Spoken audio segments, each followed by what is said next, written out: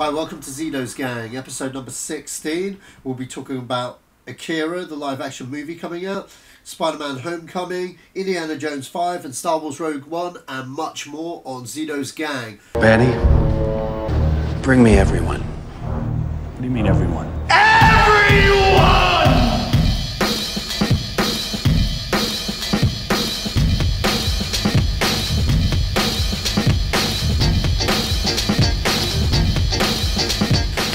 Today I'm joined by Joseph Buchanan as usual, and we've got a special guest. Our guest is Neil Copin again. It's Neil's second time on the show. How you doing, Neil? I'm good. I'm back. He's back. How about you, Joe? How you doing? I'm good. It's been an eventful week, but I'm good. Okay, so Okay, Joe, over to you. Okay, welcome guys. Welcome back.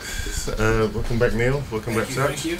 Right. Okay. So today we're gonna start with trailers that's open this week, and trailers that open this week, trailers that drop this week, and we're gonna start with Birth of a Nation. And Birth of a Nation is unfortunately, I say unfortunately, but it's based on a true story about slavery. It's a film that was supposed to go to Netflix, but luckily it hasn't. And looking at the trailer, it's very bleak. It's very on the nose of what you think slavery is, and what a preacher. I've said this all out of context, but I'm just going by how I felt about the trailer. Satch will probably tell you what it's all about, but the way the trailer made me feel, it was very bleak. It was very ominous. It reminded me a lot about 12 Years a Slave. Satch, what did you think? Yeah, it seems quite dramatic, quite deep. I did like the trailer. Be interested to see what Nate Parker does with his directorial debut here. He's also starring in the film along with Arnie Hatmer.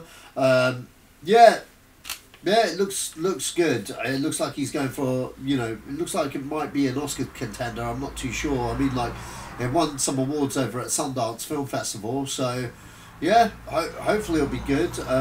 Yeah, what do you think, Neil?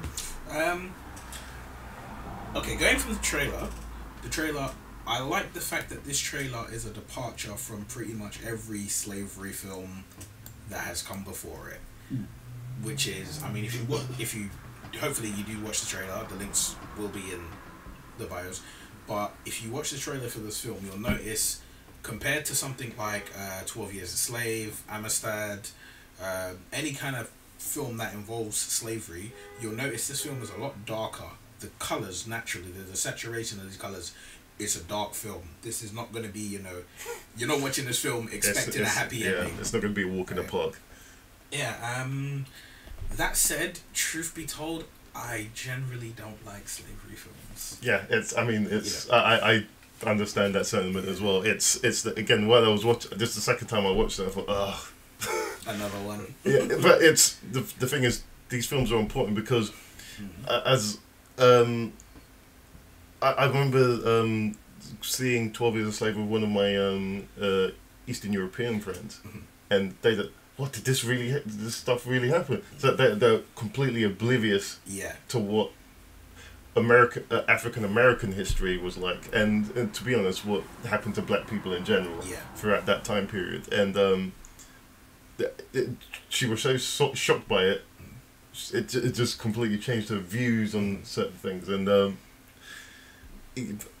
again, I don't particularly like watching these films. It's like one and done with me. It's not something that you buy on Blu-ray or watch on Netflix. Hey, let's go watch 12 Years a Slave or Birth of a Nation. Movie night. Yeah, popcorn. Get the popcorn out and stuff. Yeah, so it's in terms of just like Roots.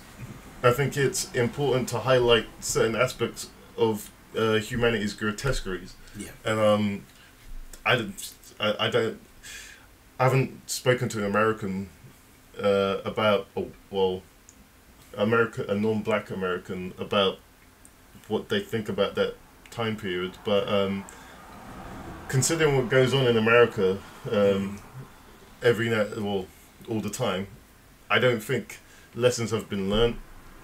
I think America is very segregated, and they need stories like this to especially for a young generation that are growing up in that segregated area that are learning ideals from their parents. In order to stay, you need to stay away from these type of people. And yeah, I think they are important. They need to be seen by people and to be understood that you can't go back to being this way. And so for me, it's definitely something very important. But I'll say enough about that. Those are my 2 cents on that.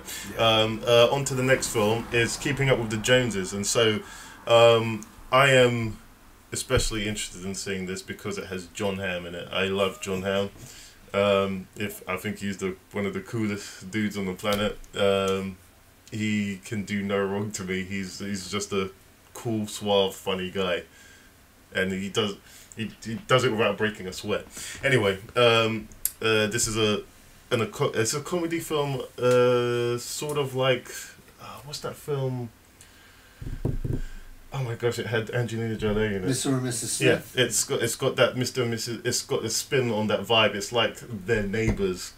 It sets up that they're okay. So in this film, you've got Jon Hamm and you've got Gal Gadot as these people that move into the neighbourhood, and Zach Galifianakis and Isaac Fisher are their neighbours, and they look at, oh, these people are beautiful, what they're doing, what they're up to, they just look too perfect, and so they start spying on them, and it's you can see where it goes from there. But it's to me, I mean, it's not.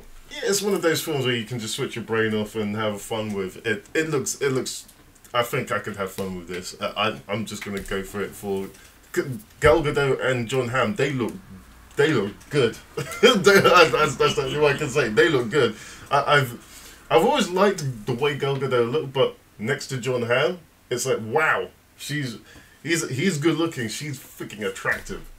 She's fucking tall, if you ask me, compared to Isaac Fisher in that trailer. Oh yeah, well that's the point. That's the point. They're supposed to be these superior beings. Yeah. And it's I love this trailer. What did you guys think?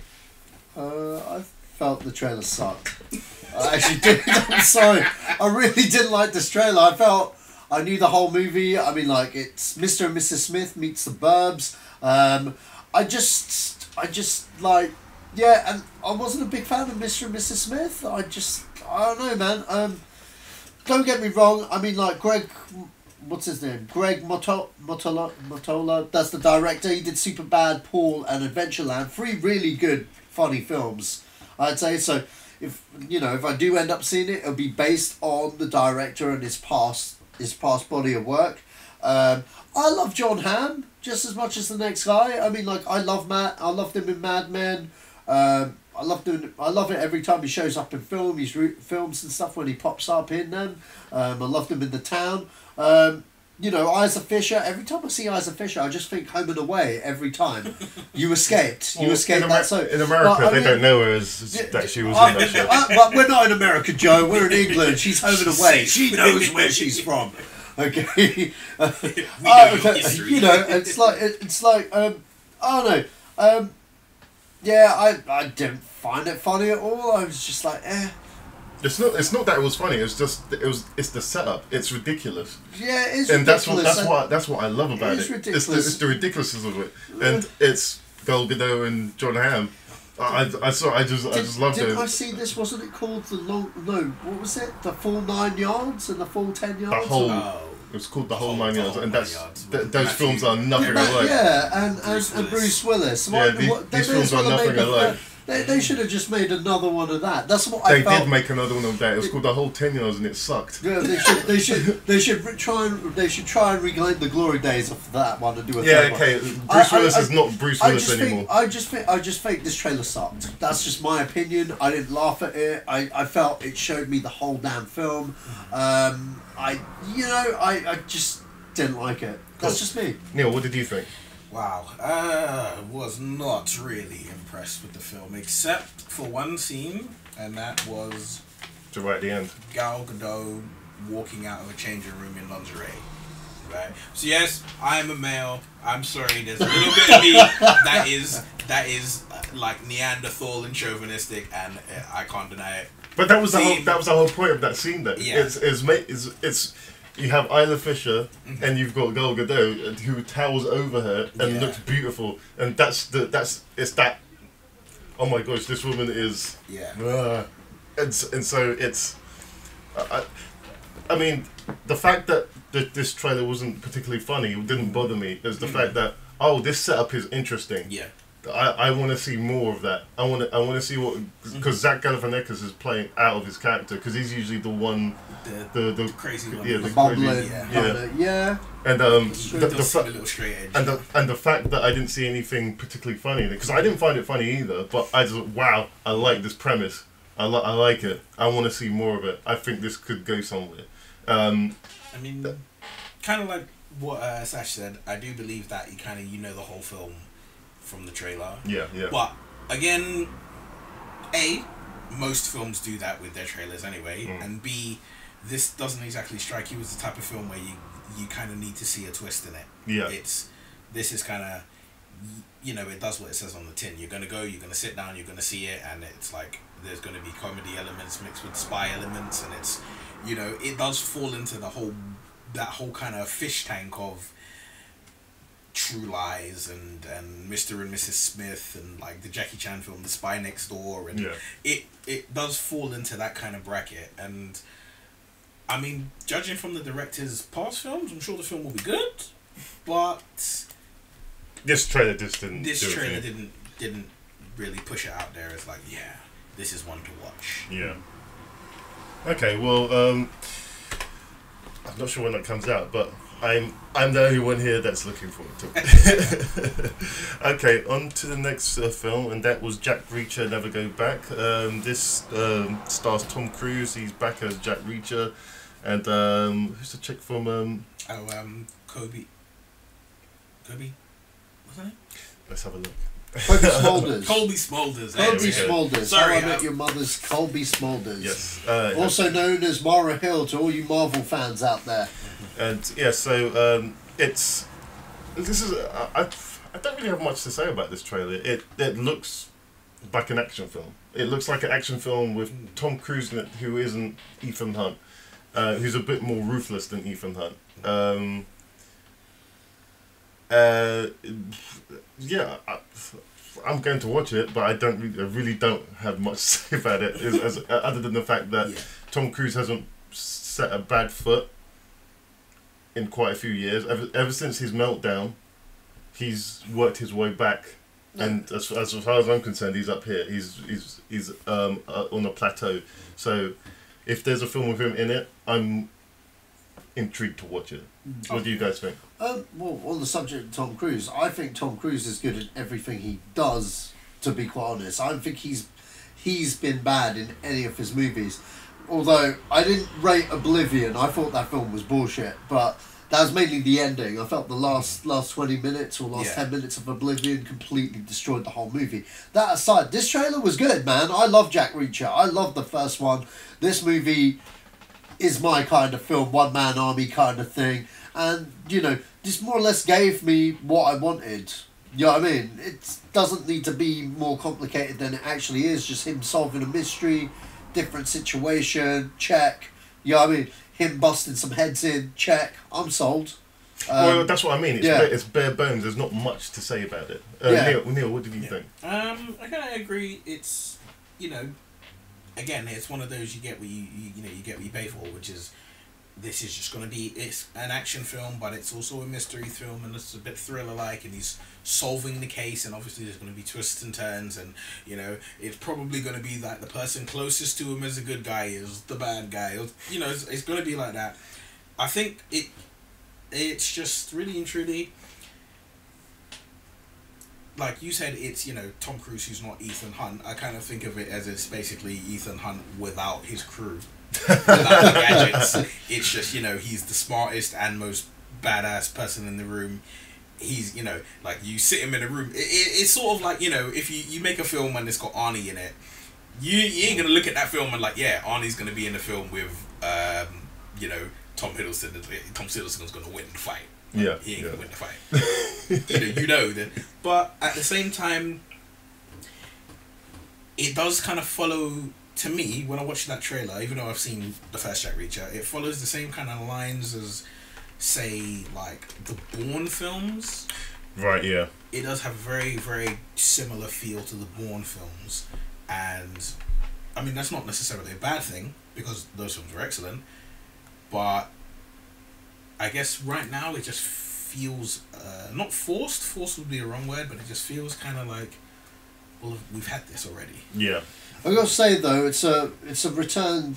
What's the director called again? Oh, I couldn't pronounce his name. Oh wait, Edward's Week. Edward's Week. He did Last Samurai. Did Blood Diamond. He did Defiance most recently. He's done a lot of really good films. Okay, it's a different tone kind of film, but it's been a long time because last time he did a film like this was The Siege with Denzel Washington and Bruce Willis. Another amazing film. He's more known for stuff like Legend of the Falls or like periods kind of genre with a bit of action. I mean, like I know he did Courage Under Fire as well, but. Different kind of direction for him. Him and Tom Cruise have worked together, obviously, on Last Samurai. Fantastic movie. If you kids haven't seen that, I would totally recommend it. But totally looking forward to see what he does with this character in its tone. I do understand that Christopher McQuarrie is still involved in this franchise as a writer as well, because he directed the first one. This was kind of a passion project for him, so it's good to see that they're continuing with the series. I know they've written a whole load of books for it. I'd say bring it out, man. I love the first one. Can't wait. Yeah, well, yeah, cool. On to the next film, Warn Everyone. This is a film with Michael Pena and Alexander Skarsgård. I believe that I saw a flash of Tessa Thompson. Tessa Thompson, is that her name? Oh yes, it is her name, Tessa Thompson. And so this looks like a dark comedy about two cops that just don't do their job very well. And they take drugs, they drink on the job. One's rude to his kid, which I find hilarious. Parents should be rude to their kids. Yes, they should. I've seen kids on school buses. Some kids they do need it. I'll put this trailer in I'll put all the trailers in the description. But this is one film that it meets my plateau of dark comedy, and what I find funny in dark comedy. Other than that, I've got nothing more to say about it. Other than that, I cannot wait to see this film. Satch. Yeah, it looks great.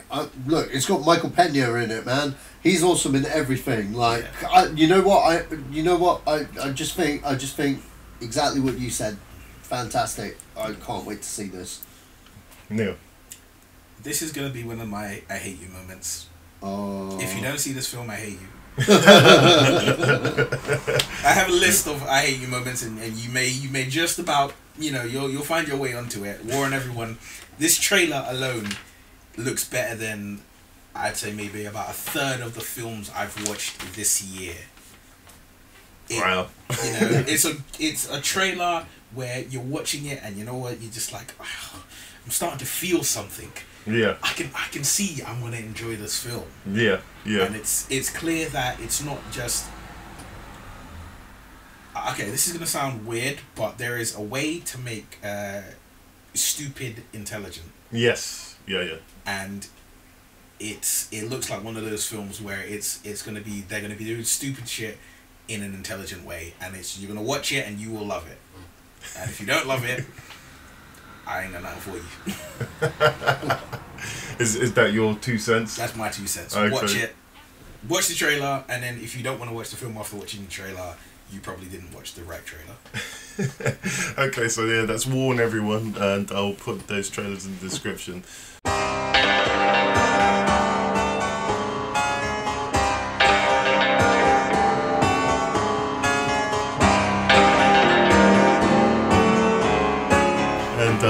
onto the next segment, which is the news topics of the week. And the first news topic is Akira. And it looks that I can't remember who was in lead to direct Akira at the time, but it looks like Justin Lin. It looks like he's directing everything now. Justin Lin looks like Warner Brothers are interested in him directing. I'm guessing if this Star Trek film, it's Justin Lin that's doing Star Trek, right? Yes, that's right. If Star Trek goes well, and it looks like he's, I can't really tell from the Star Trek trailers if the tone is right in the film, but with Akira, I don't know where I sit on this. I still don't think you can do a live action version of this and do it justice. I think let me rephrase that. I think you can do a live action version of Akira. I just think that the fans of the anime and the manga won't recognize this version of Akira because it's not going to be that version. All insane, because I don't think you can do that version of Akira. It's unfilmable. I wouldn't say it's not unfilmable. It's not unfilmable, but I mean, like, if you were someone at Warner Brothers that doesn't know shit for shit, you know what I mean? Their DC property says it all, really. Until we'll get to that a bit later on other subjects, but I mean, like, Akira, you know, you need something like a 200 million budget on Akira. 150 million. I would have said that. I would have said that 6-7 years ago. Oh, okay. Now, considering how cheaply they made Deadpool for, I would say you need about 100. Okay. At best. Yeah. The only reason you would need to inflate your budget is because of star power, but star power isn't anything anymore, and so you could cast a whole bunch of people that fit the roles for the characters from the anime and have them recognizable. Yeah, but they could be newcomers. You could keep the budget down so much that, but have still good actors portraying those roles. Would you cast them? Would you cast them with Oriental actors? Thinking of the world audience now, and how big China is. I would mix it up. Mix it up. Yeah. Okay. Yeah. Here's what I think is the problem, and this is Akira's got the same problem that Ghost in the Shell will have. That anything that was originally a manga, or an anime that you are updating for nowadays, if you are a big budget studio and you're going to throw it out there and you're going to make it, you are incurring the same problems, which is that people are going to be waiting. Any property that you take from way back, that's a cult favorite, you bring it up nowadays, your problem is the original fans are waiting. They are waiting with the scopes are out. They are waiting to bash you. They are waiting to get at you for it. Now, for me, I love Akira. And I love it, you know, the two main people in Akira are Tetsuo and Kanada. Clearly, with names like that, you were not born in Kansas. Yeah.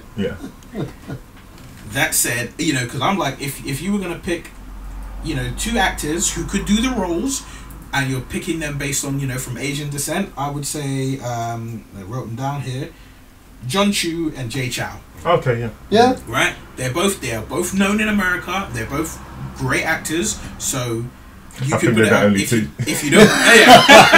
Right? They were the first two that came to mind. Now, I mean, it's simple. John Chu is Sulu in Star Trek, if you don't know, and Jay Chow is Kato in the Green Hornet film. Yeah. With Seth Rogen, and he's also in Now You See Me Too. He's also going to. He also sings pretty good too. Yeah. For you J-pop fans. The thing is, that would be arguably the cast that you would pick if you wanted to try and keep it traditional. They're probably not, and you know, I can foresee people like you know, Dave Franco and Zac Efron winding up in the story. Yeah, that's what it was before. That was what was rumours as before. I don't think they're going to go there. Well, I remember at one point it was supposed to be Leonardo DiCaprio and Keanu Reeves. I mean, you've got two great... It's the problem with you either pick great actors who are known internationally, but don't, for say, you know, racial ethnic makeup, don't fit the parts, and then you're going to get people hating on it, like say Ghost in the Shell with Scarlett Johansson, or you pick people who fit those roles, and then the problem is, do you have enough self assurance that people are going to go and watch it? Because I mean, I'm pretty sure that the three of us here, we'd watch it because it's Akira. You know, I don't care if it's John Chu, Zac Efron, you know, I don't care who it is. If you make it, I'll watch it. It could look terrible, it could look awful, but I'll go and watch it because I have to see for myself. Whereas, can you guarantee other fans are going to do it? Can you guarantee a world audience is going to do that? If you make a film like Akira, I mean, I look at it, and when they were thinking they're going to make it, every time they talk about it, I'm like, nah, you can't really do it. Yeah. Then, I actually watched two films. I watched Blade Runner, and I watched Avatar. And I thought, they could do it. They could make it. With the way technology is right now, you could make the film. I can see it being, you know, the James Cameron epic Avatar on that scale of film, that you make it. And, you know, because if you think of the way it is, it's supposed to be, you know, in the future, and it's supposed to be like, this is what happens after you've fully rebuilt after a world war. And you can make it, and it would work, you know, visually it would see, and everything looks lovely. But your cost, if you make the film with star power, you fail on your cost. If you make the film based on what it was, are you sure people are gonna watch it? So there's always gonna be that problem. I don't think there's, but at the same time, I don't think we really need an Akira. You know what I'd like them to do? Make Akira again as an anime, just using today's graphics, today's technology. Make it again, same cast, or not, maybe not same cast. You know, you can switch it up for the international market. Yeah, you can use anybody's voice as long as they look like Kanada and Tetsuro. As long as they look like those two, it's fine. But just revamp it. I think they did it with Ghost in the Shell, where they just made it again with modern graphics, modern technology, and it still holds up. It's still great. You know, if you really want to enjoy it, if you want to embrace the history of Akira, then watch the original. If you are just like, oh yeah, they're going to make a new film, then you're going to enjoy the new one when they make it. Yeah, it's... yeah, well, to me, I mean, the fact that Justin Lin wants to do it doesn't really mean anything to me. Well, I mean, let's face it. At one point, they were saying that, I think it was Justin Lin, I could be wrong. At one point, they wanted him to do the He-Man film. Yeah. And, you know, it's... The problem is, with Akira, it seems more feasible because he's coming from the Fast and Furious background where he did 4 of them, didn't he? Did 3 or 4 of the Fast and Furious films. Yeah, did everything from 3. Yeah, so he did Tokyo Drift, Fast and Furious 5, and Fast and Furious 6. So yeah, 6. Yeah, he did 6. He didn't do what 7. are we on now? Oh, okay. He did 4 of them. Yeah. And the 4 of them are, to me personally, they are very good films. Obviously, a lot of people have their issues with Tokyo Drift. They are what they are. But they are, for what they are, they're good films. And because of the nature of them, anyone who's seen Akira, you know about the whole motorcycle scenes and the whole motorcycle chases and the war between the two gangs. You watch that, I can see Justin Lin doing that. Yeah, I can see it. And I can see him doing it well enough, and it works. The rest of the film, where things get a little different... That's politics. You know, maybe different, maybe not. But to me, I mean, to me, personally, I haven't seen a bad Justin Lin film. But I haven't seen every film he's made. So, we will see. Yeah, that's my issue. I don't think he'll be able to do the politics and drama the way, say, like a Spielberg would be able to deal with it. Or I can't remember who was on the director's seat beforehand, but I just said, yeah, no. immediately know this film is going to work. Even with Ghost in the Shell, the guy who's directing it, I think it will be an okay film. Yeah. It's not going to be a great film. Well, I think. Has Justin Lin openly said he's wanted to do it? No, that's what Warner Brothers want him.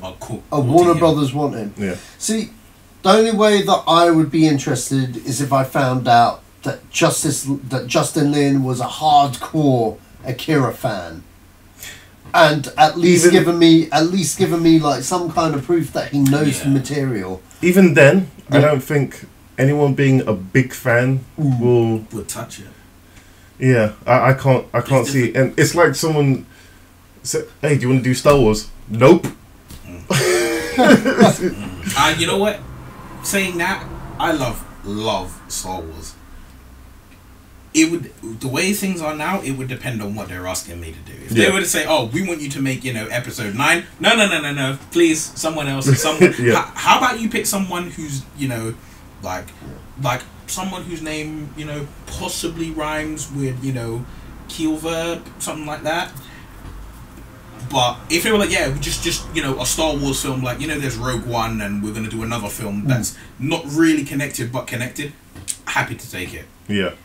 Again, it's but it is. I understand what you're saying, where it's like when you love something enough, you don't want to touch it because you know that you have that fear that you're gonna ruin it. Yeah. And there's nothing worse than a fan of something being the person to destroy it. Well, with Star Wars, no one wants to be the George Lucas of the thing and have them ruin it. No, nobody wants to be the 1999 George Lucas. Everybody wants to be the 1978 George Lucas. Well, but that's the thing with that. The 1978 George Lucas is the same as the 1999 George Lucas. He just had grander visions, and it didn't work out. Well, no, I think he because that George Lucas was smart enough to say, I need someone else to do this, but I'm still in charge. Okay, I see what you mean. Yeah, I see what you mean. Okay, well, on from Akira, onto Spider-Man: Homecoming, and this is more of a casting news really. It's okay. So what we got here? So we've got there's a character called an actor called Michael Mando. He played on Better Call Saul. I've never seen Better Call Saul, so I'm sure one of these two would enlighten me on that.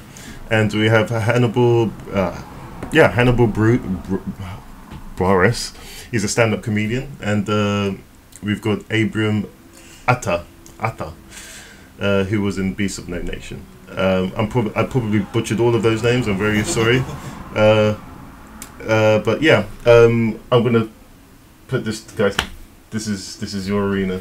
What's the guy called from Better Call Saul?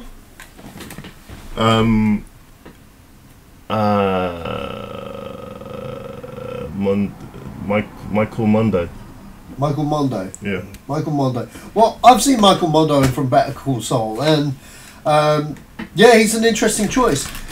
Also, I actually really like You Better Call Saul. It's a great show.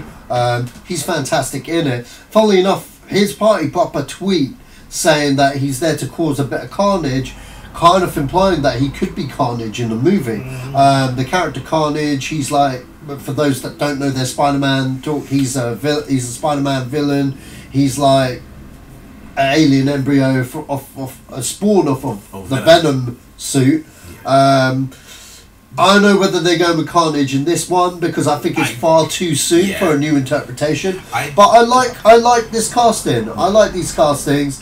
It looks like it's being shaped up to a solid cast right here. So we'll have to see what they do with the movie because at the moment things are still premature for me as a Spider-Man fan. What do you think, Neil? Okay, now to me personally, I think Spider-Man: Homecoming is probably going to be Marvel's most anticipated film. Right? Most definitely. Most definitely anticipated. Even though obviously, yes, we know like Avengers and we know Infinity War and all that's coming out, but Spider-Man: Homecoming is literally going to be the most anticipated film. Trust me, every Marvel film up until Spider-Man: Homecoming, the what you've got with these titles is a general kind of idea of what the film's going to be about. Okay, Iron Man, they were just like Iron Man 1, 2, 3, but Captain America was First Avenger, Winter Soldier, Civil War. Thor was The Dark World. You know, that's what the sequel was. So they're going out of their way to kind of give you some idea of what these storylines are. With Spider-Man, it's called Homecoming. Now, that is simply because they are saying Spider-Man is finally home. He's back with Marvel. We know he's not fully back with Marvel. We know that it's a deal between Sony and Fox, but Sony and Marvel. You know, blasphemy there. But it's him. He's coming home. He's finally back where he belongs, in and amongst the Avengers, in and amongst that world. With all these kind of things that are coming out, and it's like this person's joining the cast, that person's joining the cast, and then we've got I think it's Donald Glover, and you know, all these people are joining the cast.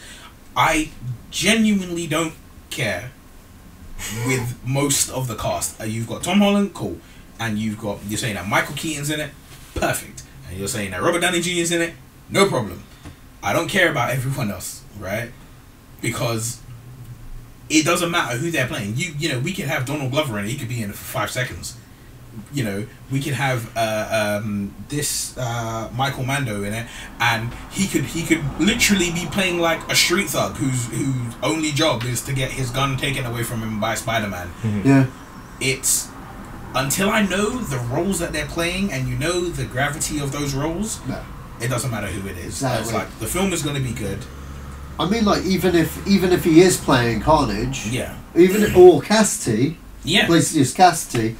I mean, like I think that's too early for his character to be. I don't think any of that stuff's going to happen. No, I don't think that either. I'm thinking like, even if he is Cassidy, I thought one way they could implement Cassidy is if they made him part of the Enforcers. If they made him part of the Enforcers, I could believe that, because the Enforcers are like the first group of thugs that he fights.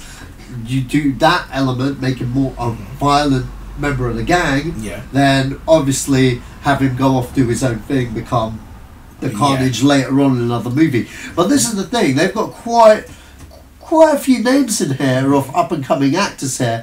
I think personally what they're building is building that Spideyverse within the Marvel Cinematic Universe. They've got these guys not just for this movie but for other future movies. Whether that they've gotten TV actors, I mean, like Spider-Man's an integral character to characters like Daredevil and Punisher, and you know, I mean, who knows what kind of cross-pollination that they're going to do with these characters and with these actors as well. I mean, like it would be really interesting to see what they do here. I mean, like hell, if they had acquired the rights a year prior, would have Ben Urich had died in Daredevil? We don't know. You know what I mean? Because like he's a major character. Very you know true, what I mean? They'll probably make another kind of reporter, yeah. you know, as a stand-in now to be the Ben Urich type of role now. But I don't know. I'm just at the moment, like you said, we're just speculating. We need to know more, and we won't know more until Comic-Con. You know what I mean? That's when the cat's out the bag, and we'll... Or D23. Yeah, or D23. Or D23. So until then, it's a little bit hard to gauge with what they're doing with this movie and stuff. At the moment, it's just like, next man's in Spider-Man. You know what I mean? So... Yeah, well, yeah, that's... When I was writing this up, I was thinking, well... Yeah, so what? Yeah, because he could play anyone. He could play anyone. He could play his teacher. He could play a janitor. He could play. You know what? He could be Latino Michael Ben Uncle Ben, as far as I'm concerned. Like, that's not going to happen. I don't know. Anything's Aunt's new boyfriend. Look, anything's game at this moment in time. What I meant by that is that when I was writing this up, was that, well. It doesn't matter who these are just people at the moment. It's like saying, hey, they've just got a camera to film the film. Yeah. That's how much. It's not essentially news. It's like they reported on every little thing that's since Spider-Man showed up in Civil War. Oh. Sorry. I think it's a case of there's a new resurgence of excitement about Spider-Man again because of Civil War. I know a lot of people that weren't excited about another Spider-Man film or suddenly are excited because they're like, he's in Avengers? What the fuck? I don't understand. Yeah. When's the next film coming out? Will they explain that? You know, I just had a thought though when you were talking, Joe, and part of me thinks that maybe the reason that Marvel keep announcing the cast is because the more they keep throwing out you who's in it, Creates intrigue. You're not asking the question, or they're deflecting from the question of what's the storyline. Right. And I think Marvel are really trying hard because it's difficult with the Marvel film. Ever since the MCU became what it was, it's difficult to hide what the storylines are with every kind of Marvel film. It's like you know, even with like Doctor Strange is coming out, most people who were like, oh, I didn't know who Doctor Strange was. There was an animated Doctor Strange film that came out a while ago, a couple of years ago, and I watched it. And when I watched the trailer for the new Doctor Strange, I was like, well, this is like, you know, I was like, hey, I've seen you before, you know. But if you haven't seen that film, then you don't really know. But if you have seen that film, then you've got the gist of it. With Spider-Man, there's so many different avenues you can go. You don't necessarily that whole little scene of him in his bedroom talking to Robert Downey Jr., talking to Tony Stark, it opened up a world that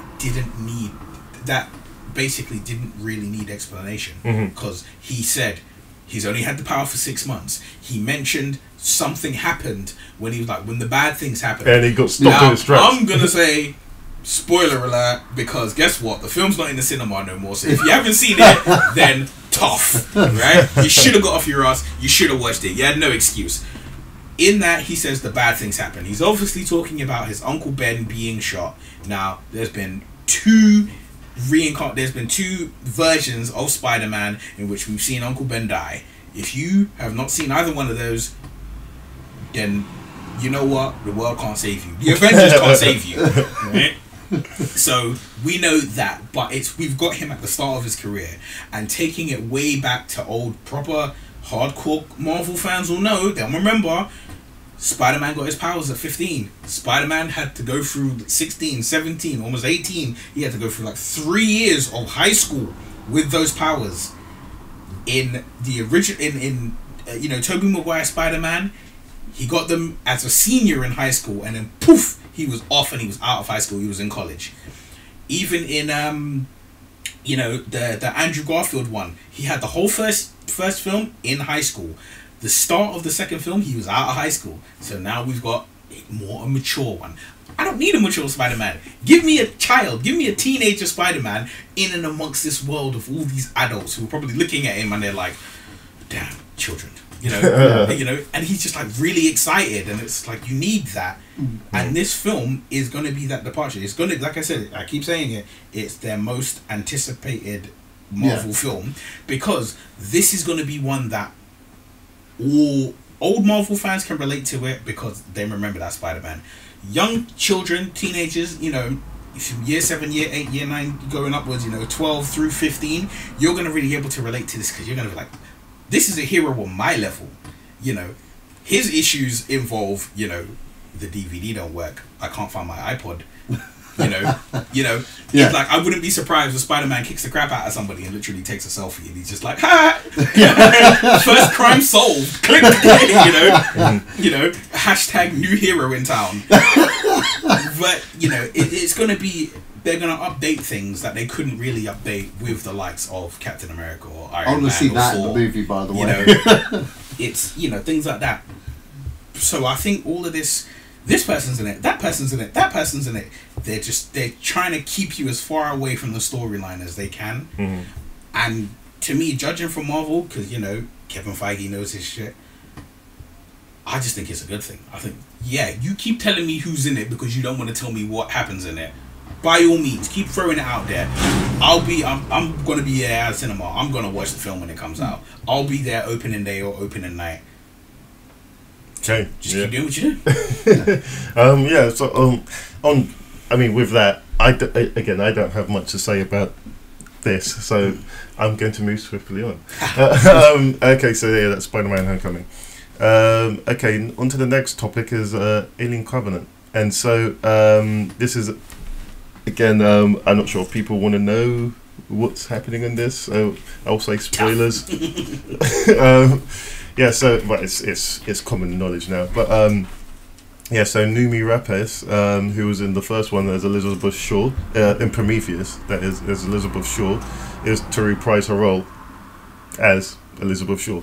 And so this means exactly what I thought it meant, is that, okay, she gets to the planet, something clearly happens to her, because she's only shooting her scenes for a week or so, or maybe a couple of weeks in Australia, and so there's something significant going on with her character. So it's clearly connected to Prometheus. I don't know why people didn't think it was, but Ridley Scott has made it very clear that this whole universe is connected now. He's not playing coy or beating around the bush anymore. So yeah, this whole universe is connected, and I'm not sure what happens to her character, but I know she's got the head of David, which is played by Michael Fassbender, and so from what I've read up on this film so far, what happens on this planet, the engineer's homeland, it's hell. It's the way he described it is our worst indication of what hell, or what we think hell is. And from some of the pictures that I've seen of this film, and what's been happening, of things coming out of things, it didn't look like a place I wanted to go to. So whatever's happened to her character, again, it seems like it's significant. I'm a big Alien fan, and so yeah, I'm waiting with bated breath for this. I'll go for you, Neil. Me, Yeah. wow. Okay, I gonna seem like such an asshole. No, go for it, man. I Opinions. don't care about this film even in the slightest bit. Oh, I damn. love Alien. I love Aliens. Aliens is one of my earliest memories of films. I remember the VHS. I remember I had it twice on VHS. The first time was recorded from ITV, and I remember it because this was the film that I learned you didn't push stop, you pushed pause when you were recording the film. Yeah, so yeah. I remember going through the film, and then it stopped, and then the title Aliens came up, and it stayed there for a little while, and there was a tiny little jump, and then it was back into the film. Aliens is one of my favourite films of all time. And I love it, and I love the Alien films. Even, I didn't appreciate it when it first came out, and surprisingly enough, I appreciate it more when I've seen it now as an adult. Alien 3 and even Alien Resurrection. I don't see them. Alien 3, I'll give you. Resurrection, I can't do. I see them. I look at it like this. I look at Alien and Alien's sequel. Alien, the sequel, is Alien 3. Aliens, the sequel, is Alien Resurrection. And they've done these films and they've happened the way that they've happened. And I really like. But ever since I knew that Neil Blomkamp had his idea for what should have been Alien 3, and that Fox are like, you know what? We like this idea. You can do it. I'm just waiting on that. And ever since I saw the concept photos with Ripley and with Hicks and with Newt, I'm just like, I want to see your film. Yeah, because That's what those I want to characters, see. Yeah. they weren't done justice. Yeah. Oh, those guys are dead now. Yeah, literally, right? And I mean, it's like, but at the same time, I look at it and I think Ridley Scott is, regardless of some of the poorer films he's made, Ridley Scott he's like that man. He should be Sir Ridley Scott. He's a national treasure. The guy He is Sir Ridley Scott. Is he? I'm pretty sure he is. Well, Anyway. I've never. Well, the thing is, like, he should be. Well, if he should be Sir King Sir Ridley Scott, right? Because that guy, his contribution to film, you can't really match it. Blade Runner, Alien, Gladiator. We're gonna stop there because there's some other terrible films in the list. But he's made some serious films, and I've seen some of the set photos, and when I saw the picture, I was like, I could possibly. I'll definitely watch it, but I just don't care about it. I don't have the thing.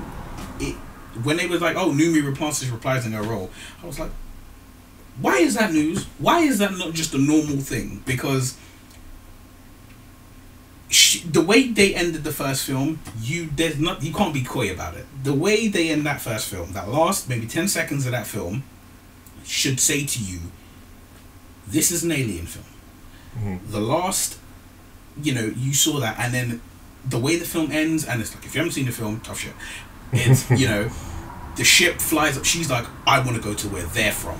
She gets in the ship. She's got Fassbender's head. They go. They fly off into the distance. They're gonna go to the alien, to the engineer's homeworld. If that's the thing, I naturally assumed she was gonna be in it. And then they were like, oh, there's a whole cast and it's set however long later, and they whether they find out on a beacon or whatever reason they go to this planet. I'm like, what happened to Numi? You know, you can't just, oh, we're just gonna jump years later and this is a different set of characters and we're gonna find out. It doesn't work. Come on now, you guys are smarter than this. Make the film properly. You've got enough time. You've pushed back other films to make this film, and it just seems like you're trying to screw it up. But okay, so I'm saying that from what I know about it and how long the expedition takes to get from Earth to where they are, it takes about 10-15 years, and so this next expedition is about that time as well. So but that's the thing, if it takes them like 10, let's say, okay, it takes them 10 years to get from Earth to LV 422. Yeah, 422, right? So it took them that long to get there. Are they, did the ship from Earth, this new crop of Covenant. characters, the Covenant, Yeah. does the Covenant go from Earth, it goes from Earth to there, and then from there, from LV whatever to the Paradise thing, or does it go straight to the Paradise thing? I have no idea. But either way, it's still like, come on guys, you know, you could be better than this. You know, it's why we spend the whole of Prometheus running around with Numi's character. They took enough time to dig into her backstory. Honestly, there's no other character whose backstory we dig into, right? With Charlize Theron, you know, she's the heir to the kingdom. We find out in a conversation where she's like, "Bye, Dad." That's how we find out she's the heir to the company. Right? I actually like that. No, I did like it. I can't front. I did, you know, I liked it. But it was like, that's how you find out she's the daughter. Yeah. Versus Noomi Rapace's character, we find out her whole history. We find out about her dad and why she has these views that she has, and why she, you know, when she says this line. Yeah, she was the only one that was fleshed out. Yeah, she was the only one that was a real three-dimensional, fleshed out character. And then you're just gonna say that, yeah, we ran through the whole film with her, and now. Oh yeah, now she's gone. Yeah, we're just like, cool. You did. It was like, is she Michael Biehn? Is that what you've done? Right? We're gonna arrive, and it's just like part of the opening credits. She died. No, but the thing is, even though they said that she wasn't in it in this one, I said no. I guarantee you, she'll be in it. Yeah. Something's either. My view on it was that she's either going to be the precursor to what the Queen Alien was that laid the eggs in that first ship in Alien, or something else happens to her. But I still think that's my hypothesis on the whole thing, that they're just okay, well, we're gonna do shit with you, and I could be completely wrong about that, but I knew she had to be in it because even if it was like a 2 second clip of just saying, hey, this is what happened to her character, I knew she had to be in it, or she had to be mentioned. There's no way they could just go, well, yeah, David, how did you get here? Like, hi, I took a taxi. Yeah, Headless David got here with David Android got here with no help whatsoever. Yeah, so sorry, Sat, chime in. Interesting news. She's back in. I wouldn't have expected her not to be in there.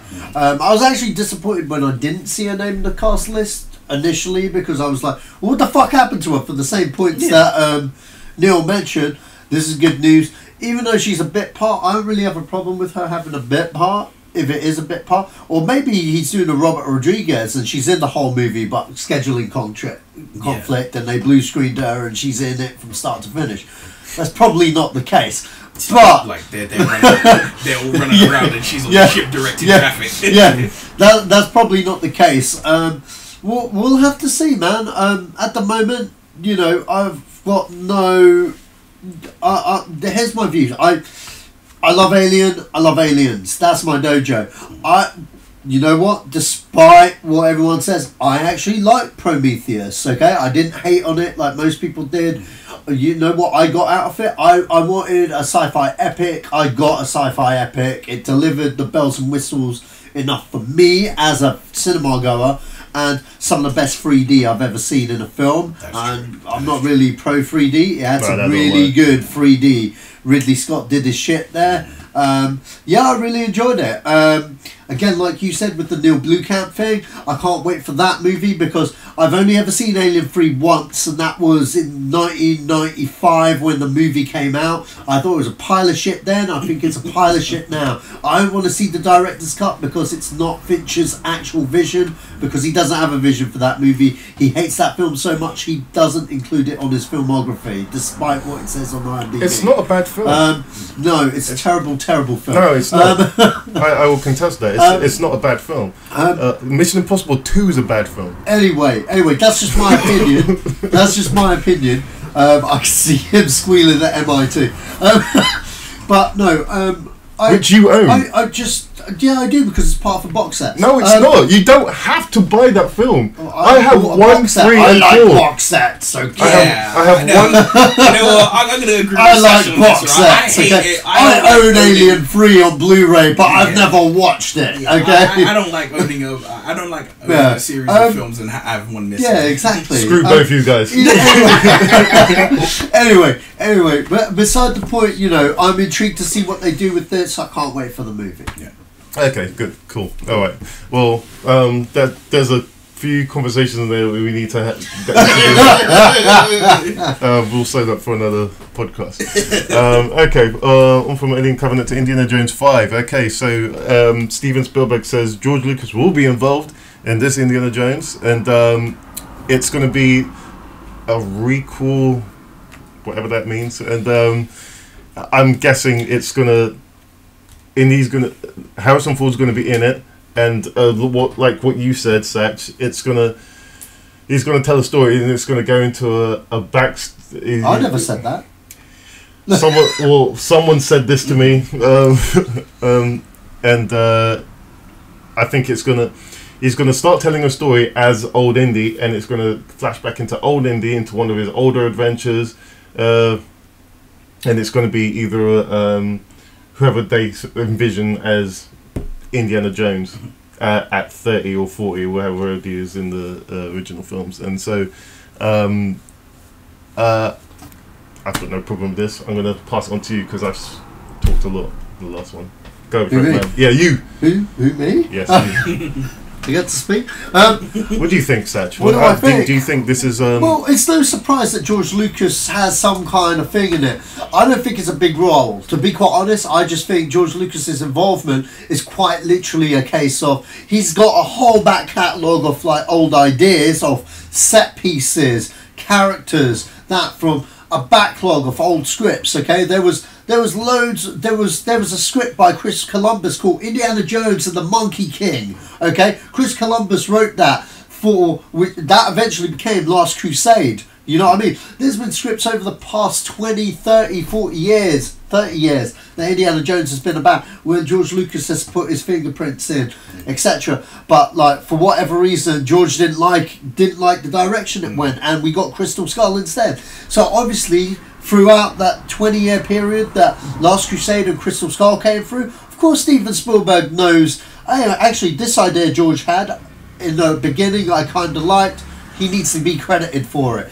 George Lucas doesn't have a screenwriter's credit on this current script. He's not involved in the movie hands-on, as in what's going into production, but I guarantee whatever that they put up there, they're going to get as much authenticity to what George Lucas probably envisioned at the time. Because the reason why there was never Indiana Jones between Last Crusade and Crystal Skull is because George Lucas was spending all day in his living room going Star Wars, Star Wars, Star Wars.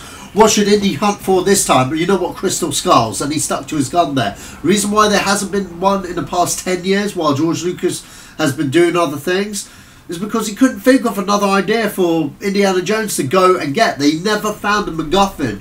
If you research every single interview that George Lucas said, he's like, oh, we haven't kind of picked the MacGuffin yet. We're still figuring that out. Because he doesn't know when maybe the fucking thing's right in front of his face. I say go for Atlantis. Yeah. I say go for the fucking inner Earth. Indiana Jones and the inner Earth. Find out this. No, actually, that's more alien territory. But anyway, you know what I mean? There's loads of. Indiana Jones and the Bermuda Triangle. Breathe. All of that stuff, man. Breathe. I need to breathe. I'm on a roll here. but you know what I mean? Like, I'm sure there's a back catalogue of George Lucas ideas that Steven Spielberg and Harrison Ford probably liked, but then George felt a funny way about it. So it doesn't surprise me that he's on there as an executive producer, and that's what I think he'll be. Do you know what executive producers do? Nothing. Exactly, which is exactly what George Lucas is doing. Nothing with this franchise. He's not. So all those people on the comment boards of all these websites going, oh, George is back, oh my god, blah blah blah, shut the fuck up, okay? Seriously, just shut the fuck up. It's in good hands. They're getting good writers. Can I just say one thing? Spielberg's in. Can I say one thing? Yeah, you can. Because of you on iTunes, we have to be rated R. Me? Yeah. Oh, really? Yeah. Good. Good, because I'm passionate.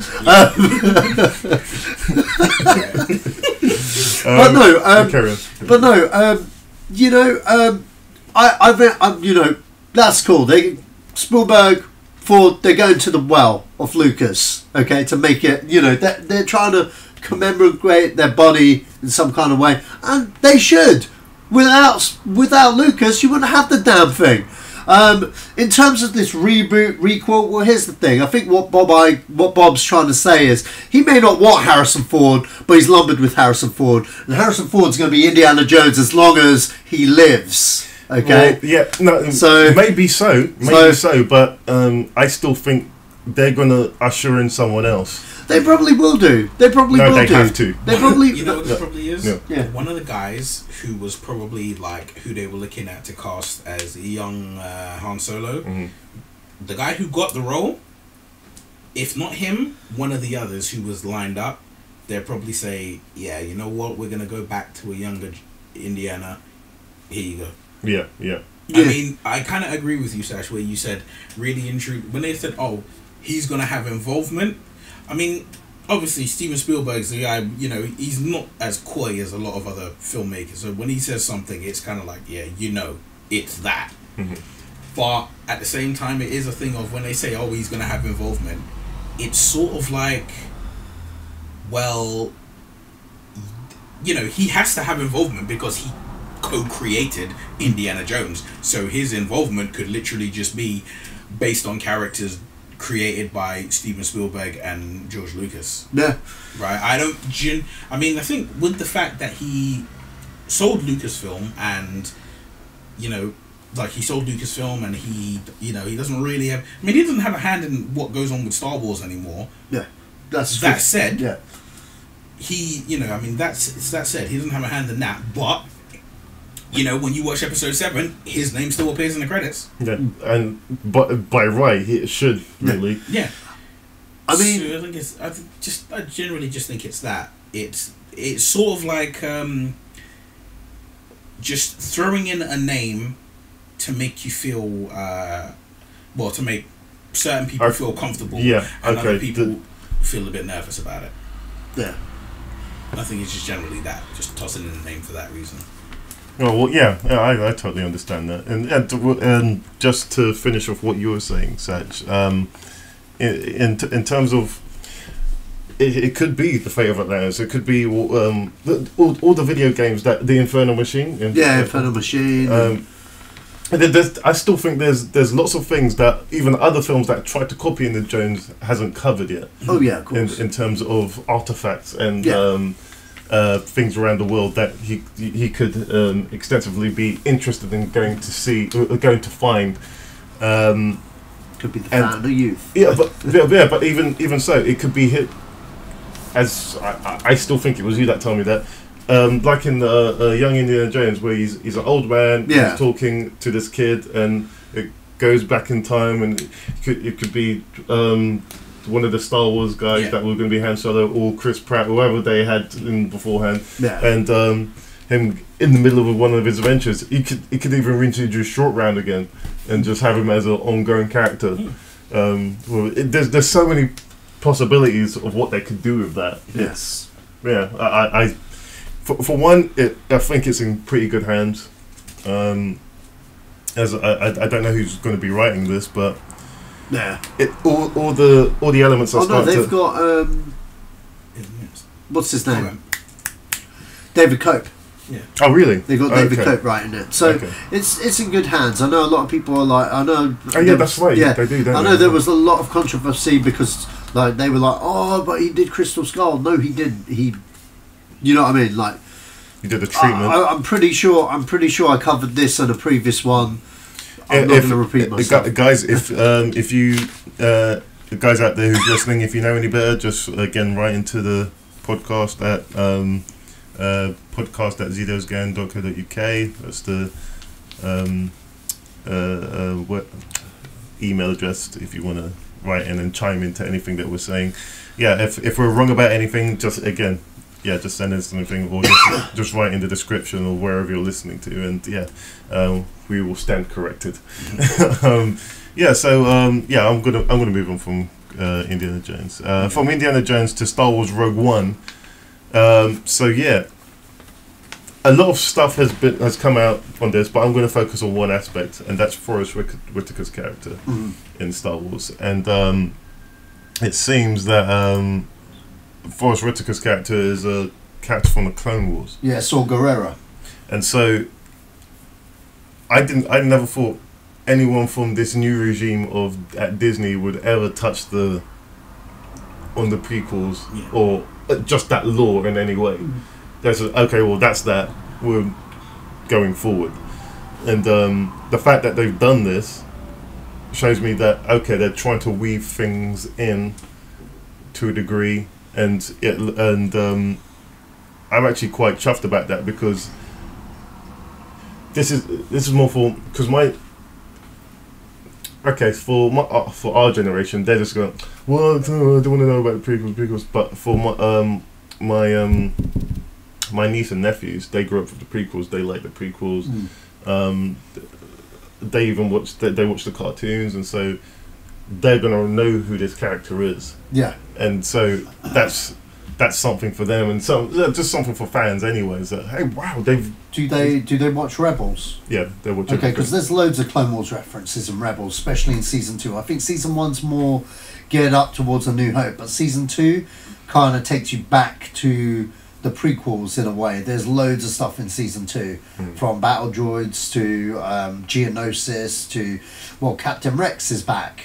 You know what I mean? They actually show you what happened to the clones and stuff, which I think, I would like to see like those guys in this movie. Have Captain Rex in here, how he looks now, or there's loads of stuff they could do. But I mean, I guess if the story serves it, exactly. But Saw Gerrera, that's a good. You know what? If there was anyone that I didn't think that would be in here, would be him. But mind you, by doing a bit of research, apparently he's popped up in some of the novels and stuff that they've put out there and stuff. I only know him from the Clone Wars cartoon, because there's a whole story arc where this battle on Onderon, not Eldaron, but Onderon, and they have a big, massive civil war there, and they've got their king and stuff, and the rebels are protecting him, and the separatists are after the king, etc., getting him to join the separatists and stuff. And basically, he's actually not the leader. His sister is the leader of the resistance. His sister, what's her name? Stella Gerrera is the leader of resistance. And basically, that's them. That's a picture of them there. He looked like Forrest Whitaker when he was younger. So basically, she kind of sacrifices her life for the president. Actually, it's a bit she does. And she dies. She dies in this war and stuff. And she's basically she's basically a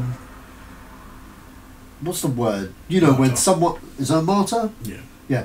she's basically a martyr. So she's this great warrior that died, that sacrificed herself for that planet's leader and stuff, and this, that, and the other. So, and him and his sister, they're quite close in the thing. So obviously, this is a war-torn dude who's an extremist. You know what I mean? He's more or less an extremist. His methods are probably a little bit. You know what I mean? That Mothma doesn't want to be associated with this guy. You know what I mean? Like, PG. yeah. So you know what? I'm looking forward to Rogue One a lot more now. If I didn't love Forrest Whitaker just being in it, I love his character, and it's just making me hyped for this movie. I'm sorry, I can't fucking wait. Alright, the only thing which will make me lose my shit is if they have a blue alien as a Grand Admiral and it's Spawn. Okay, that's the only thing that they could top in this movie. If they do that, I would have come in my pants. Sorry. No. Me, I love it. I genuinely love it because I think for as much as I personally do like 2 of the 3 prequel films, right? I do look at it as, if you like, all right, Lucas went out of his way to go back and really he wanted to show you what happened. He wanted to show you before the Empire became the Empire. He wanted to show you that, and he took his time to do it. Whether people say he did it right or he did it wrong, he took his time to do it. The story. Yeah. We agree that the story itself is good. The execution was poor. And it's the thing of anyone who's. I mean, for me personally, anyone. I mean, I was born in like the mid '80s, but anyone from the late '70s to the mid '80s, you know deep down that the expanded universe. That was what you had to. That was your heart and soul, because there was no Star Wars films coming out from Return of the Jedi to A New Hope, and people got to remember that's 1983 all the way to 1999. You mean right? Phantom Menace? Yeah. Yeah. Right. Yeah. So from that's a long time where all you had was these 3 films, and books and comic books and books and comic books. Right. So when we got the prequels, love it or hate it, we got the prequels, and then we got the Clone Wars, and we got this long 5 seasons, right? And we had to fight to get the 5th season, but we have 5 seasons where you're learning about all these characters and you're learning about all of these things and everything. And to me, it's like, you need to bring that forward. You can't just cut it and say this didn't happen, or you can't just say everybody from here is dead, so don't worry about them, and here's the characters that you need. No, you need to be like, you need to see development. And it's nothing better than having, when you create a world that big as the Star Wars world is, you need people to come in. You need to just, even if it's just a little thing, and if someone is like, oh, well, I don't know who that character is, it gives you the energy, it gives you that juice to go back and find out who they were. I think you find that Clone Wars they've already said Clone Wars is canon. Yeah. Yeah, Clone Wars. Yeah. I think it's just most of the comic books and the games and stuff that aren't canon. Everything that George Lucas did is canon. All the expanded stuff, from what I understand, it Funnily isn't. enough, this character Guerrera, Saw Gerrera, he was actually supposed to be the lead character in the TV show that George Lucas was making, the Star Wars TV show. He was supposed to be the lead character, kind of thing. That's some Star Wars trivia there. So yeah, it'd be interesting to see what Forrest Whitaker does with this character, and where Sam Guerrero, whether he lives or dies, ends up next. Yeah. So yeah. Yeah. Well, with the other stories in this, they released a whole bunch of pictures of what. There's different types of stormtroopers and different types of weapons. Yeah. It looks really cool. I thought this would anger original Star Wars. So I was like, hey, it doesn't look the same as New Hope, but looks like people seem to be alright with it. Which the hardcore Star Wars fans are either maturing, or I don't mean to insult anyone, but if anything has ever changed, there's an uproar. Yeah. This doesn't look like what I grew up with. No, things progress. I think. Do you know what I think it is? I think it's just that realization that when you go back and watch the original trilogy, you notice different areas have different people. When you look at the guys on the on Endor, those stormtroopers. Yeah, the white ones. No, no, they're the white and green. The scout troopers. Green, yeah, you look at those and they look completely different than your traditional stormtroopers. And then you look at the ones on Tatooine, right? They're different than the ones on Endor. And it's like, it's that realization that, wait a minute, well, if this is like supposed to be the ruling force, the military force, look at, the army dressed different than the navy dressed different than the Marines dressed different than the Air Force. So all of these people should dress differently. Yeah. So it's when you see them and it's like, okay, even when you watch Empire Strikes Back and you see the force, not all of the stormtroopers look exactly the same. Some of their helmets are different. Some of them, they look different.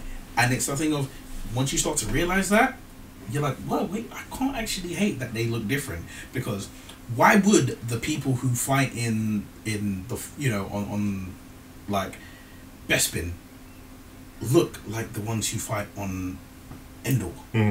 It's like if you're in different environments, you need to have different gear on. Exactly. In any other film, they would all be generic and look the same. And so that I like the fact that there's so many different elements to this. It just makes the world that much richer and bigger. And so I'm going to move on from this now. Okay, from Star Wars Rogue One to Justice League. Okay, so Zack Snyder recently had a set visit on his film The Justice League that he's currently filming in the UK. It's in the UK. Yeah. And so he invited a group of journalists to have a look. Hey, we're doing this right this time, or we're doing this not as dark. Or it was basically to build confidence in the community that they've heard the comments and how do I put this in a light way? They heard the feedback and they they heard the feedback. Yeah, and it looks like they've smoothed things out to a degree. Everything's starting to fall into place. What's the guy from the Collider called? Frosty. Anyway, someone from Collider went to have a look at the set, and he reported it, and he seemed really impressed. And that guy is very hard to impress. So if he's impressed, that bodes well for where this film is going. He says that the Flash in it is it's not like the TV show, but he's not the comedy relief, but he's the lighter character that brings a balance to what Bruce Wayne is. And apparently Bruce Wayne in this is more of a detective now than what he was in that. Well, no, I don't like him. Yeah, let's kill him.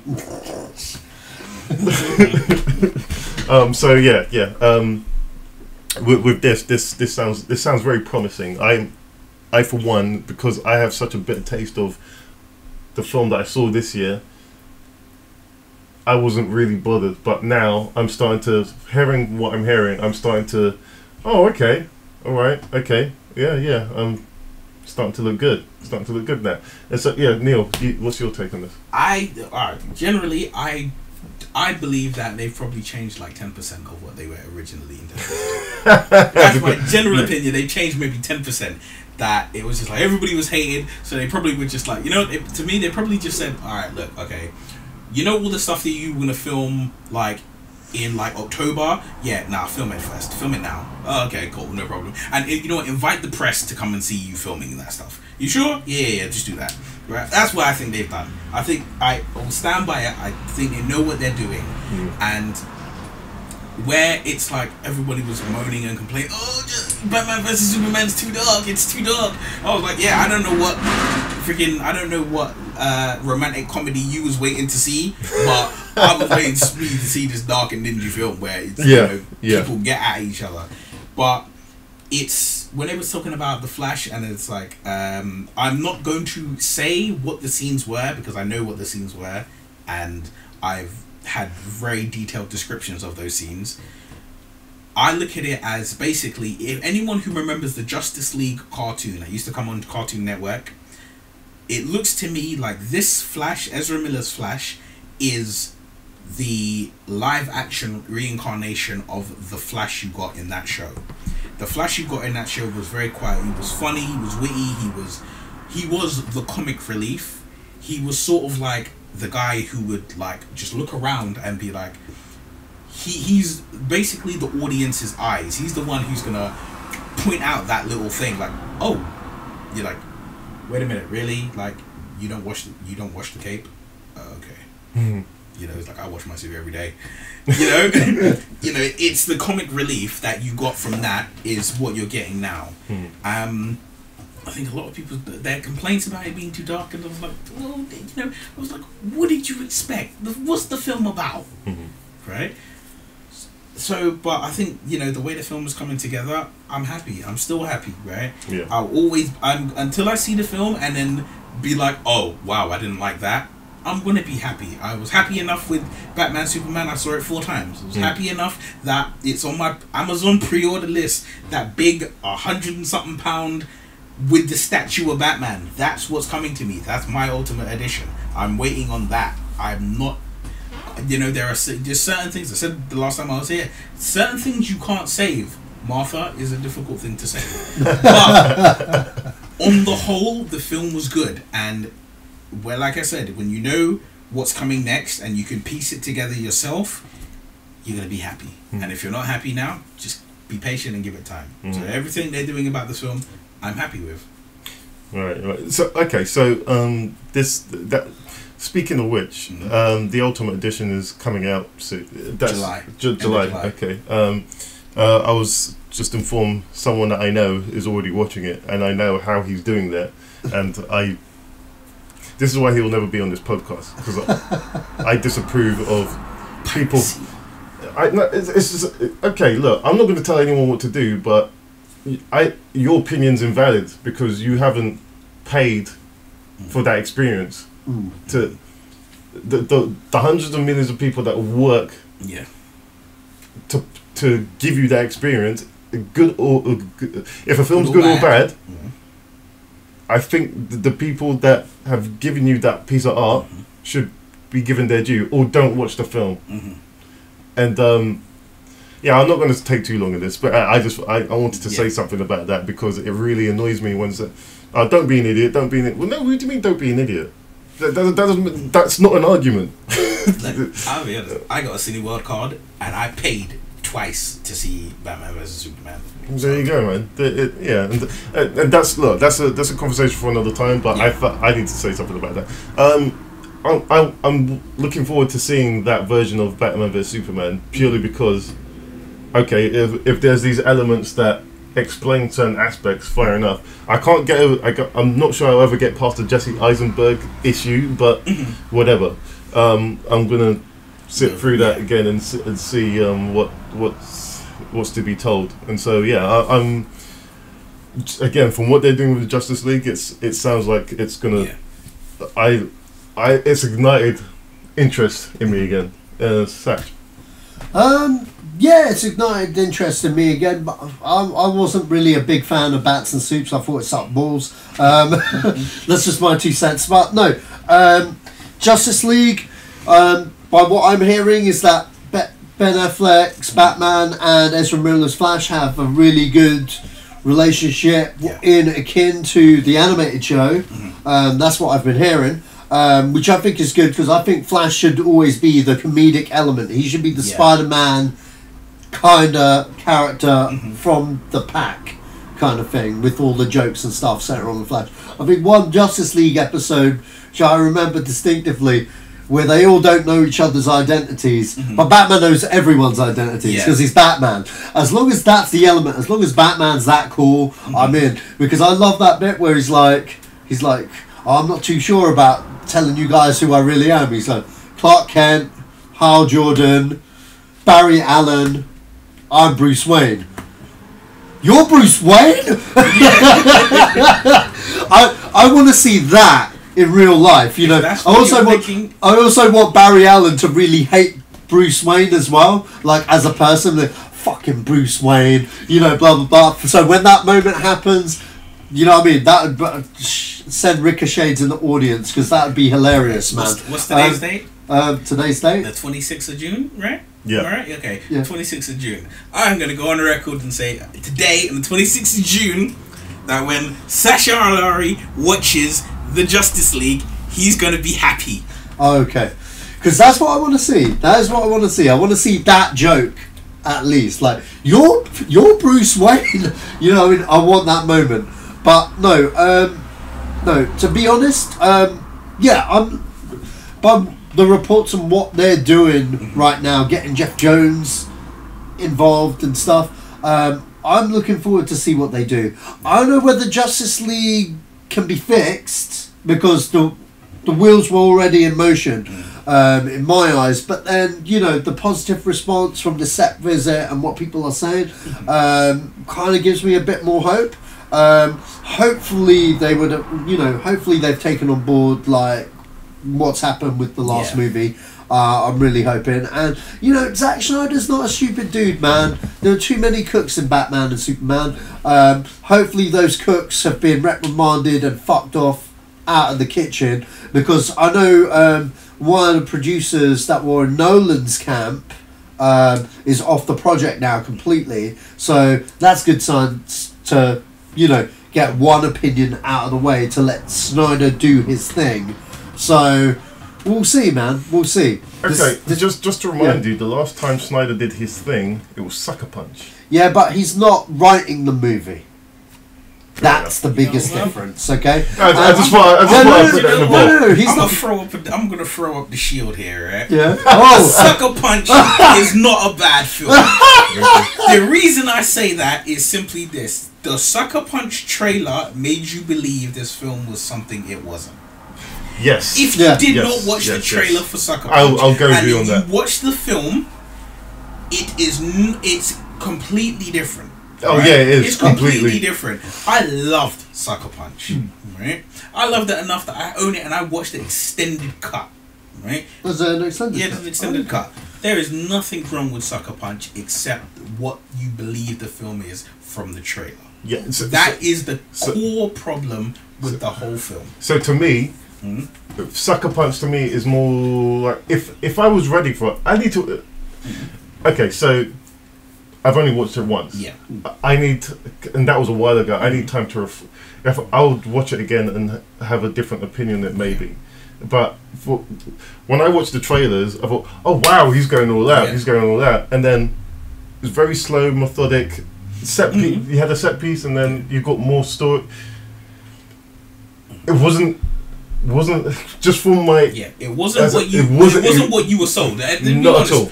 Honest, we're gonna be honest, right? But I'm gonna go out on a limb and say that the trailer that had nothing to do with Zack Snyder. How many films have you seen where the trailer makes you believe it's just one thing, and then you see the film and it's not that very thing? True. Yeah, you're right. A lot of the times, the director has no say in the trailer because you marketing. see it and the director's like, "Why did you put that in the trailer?" Yeah. So they milked it. They honestly, the person who edited the trailer sold you dreams. Yeah. It's what Zack Snyder made when he did Sucker Punch. Honestly, like if I took someone who'd never heard of it, never seen the trailer, and watched the film, I'm more than positive if they like that type of the type of films that we generally like, they will sit there, watch it, and enjoy it. Yeah. But having seen the trailer, they're like, "This is not the film that I have been sold. I've been sold dreams here." Right? This is literally the trailer for Sucker Punch is the belief that all England football fans have when a tournament begins is we're gonna win. We got all these players, we can't lose. Right? Yeah. And in actuality, and then you get the game, and it's like, oh shit, wait a minute, he's the world's best player, but I thought this is, and then it's like by the time you realize it, you're 4-0 down. Yeah, like, that's the dreams that the trailers gave you. Yeah. There's nothing wrong with that. I'll go with you on that. The trailer was completely different to what I thought I was gonna see, and on that I'll give it the benefit of, I'll give Zack, because I do really love Watchmen. Yeah. And so And to be honest, all the other films that he's directed since, 300. You think every film that you've seen of Zack Snyder that is, with the exception of Sucker Punch and maybe the I think is it the Guardians or Legends or something. Oh, the animation. I love thing, that yeah, film. The that's owls, good. the That's ones with pretty the cool. owls, right? You look at every film except for those two, they're always based on something else, right? They're based on something that you know it extensively, right? Whether it's Dawn of the Dead, whether it's 300, Watchmen, Man of Steel, anybody, like, all of them are based on something, so you already have a thing. So he can't essentially really do his thing and throw it out there and be like, I'm gonna throw you some curveballs in this, because you already know what's gonna happen. You generally know. He basically just tightens it up for this new form of media that it's going to be in. Sure. Whereas with Sucker Punch, this is his brainchild. This is like, he's like, I'm gonna bring this up, I'm gonna throw it at you, and you're gonna see this is my vision. And like I said, the trailer sold people dreams. The film is, I love the film.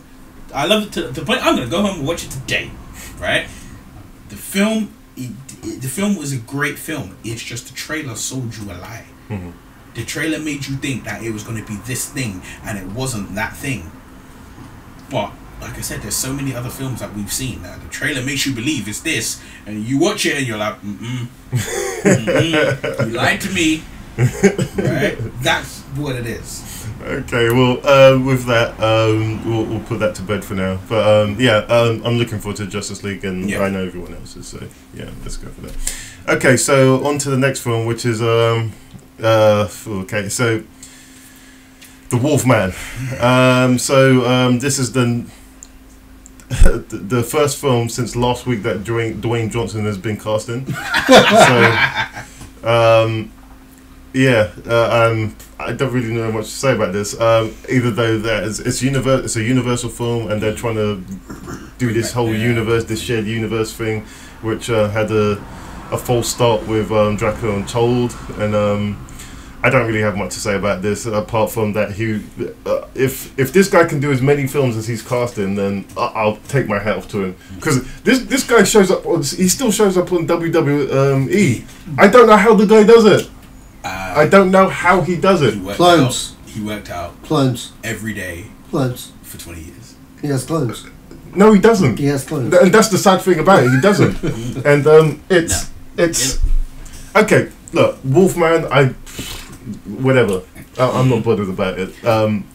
If I'm looking forward to the Tom Cruise Mummy film, because it's got Tom Cruise in it. It's like, well, if Tom Cruise is in this, that means it's something credible. He's seen something in it that is worth doing. So now I'm interested. But beyond that, I don't. This whole universe thing, they're doing it with King Kong as well, right? I don't know how they're gonna make that work, because it's. Can I take this? Yeah, go for it, man. Can I take this? All right. Now, the reason I want to take this is because the Universal monster movies are as close to my heart as Star Wars is, and they're as close to my heart as, like, they are literally part of my fiber of being as a film lover. I have you grew up with them, right? I have all those old, and I mean original. You're a Hammer Horror, the Hammer Horror stuff, yeah. Like Bela Lugosi, Lon Chaney Jr., wow. Boris Karloff. I have those films. Wow. I own them. I have the little busts, the little statues of those three guys. I have them because it's that close to my heart. Now, I mean, for all you guys, all you Marvel fans and DC fans, these are the original films that crossed over.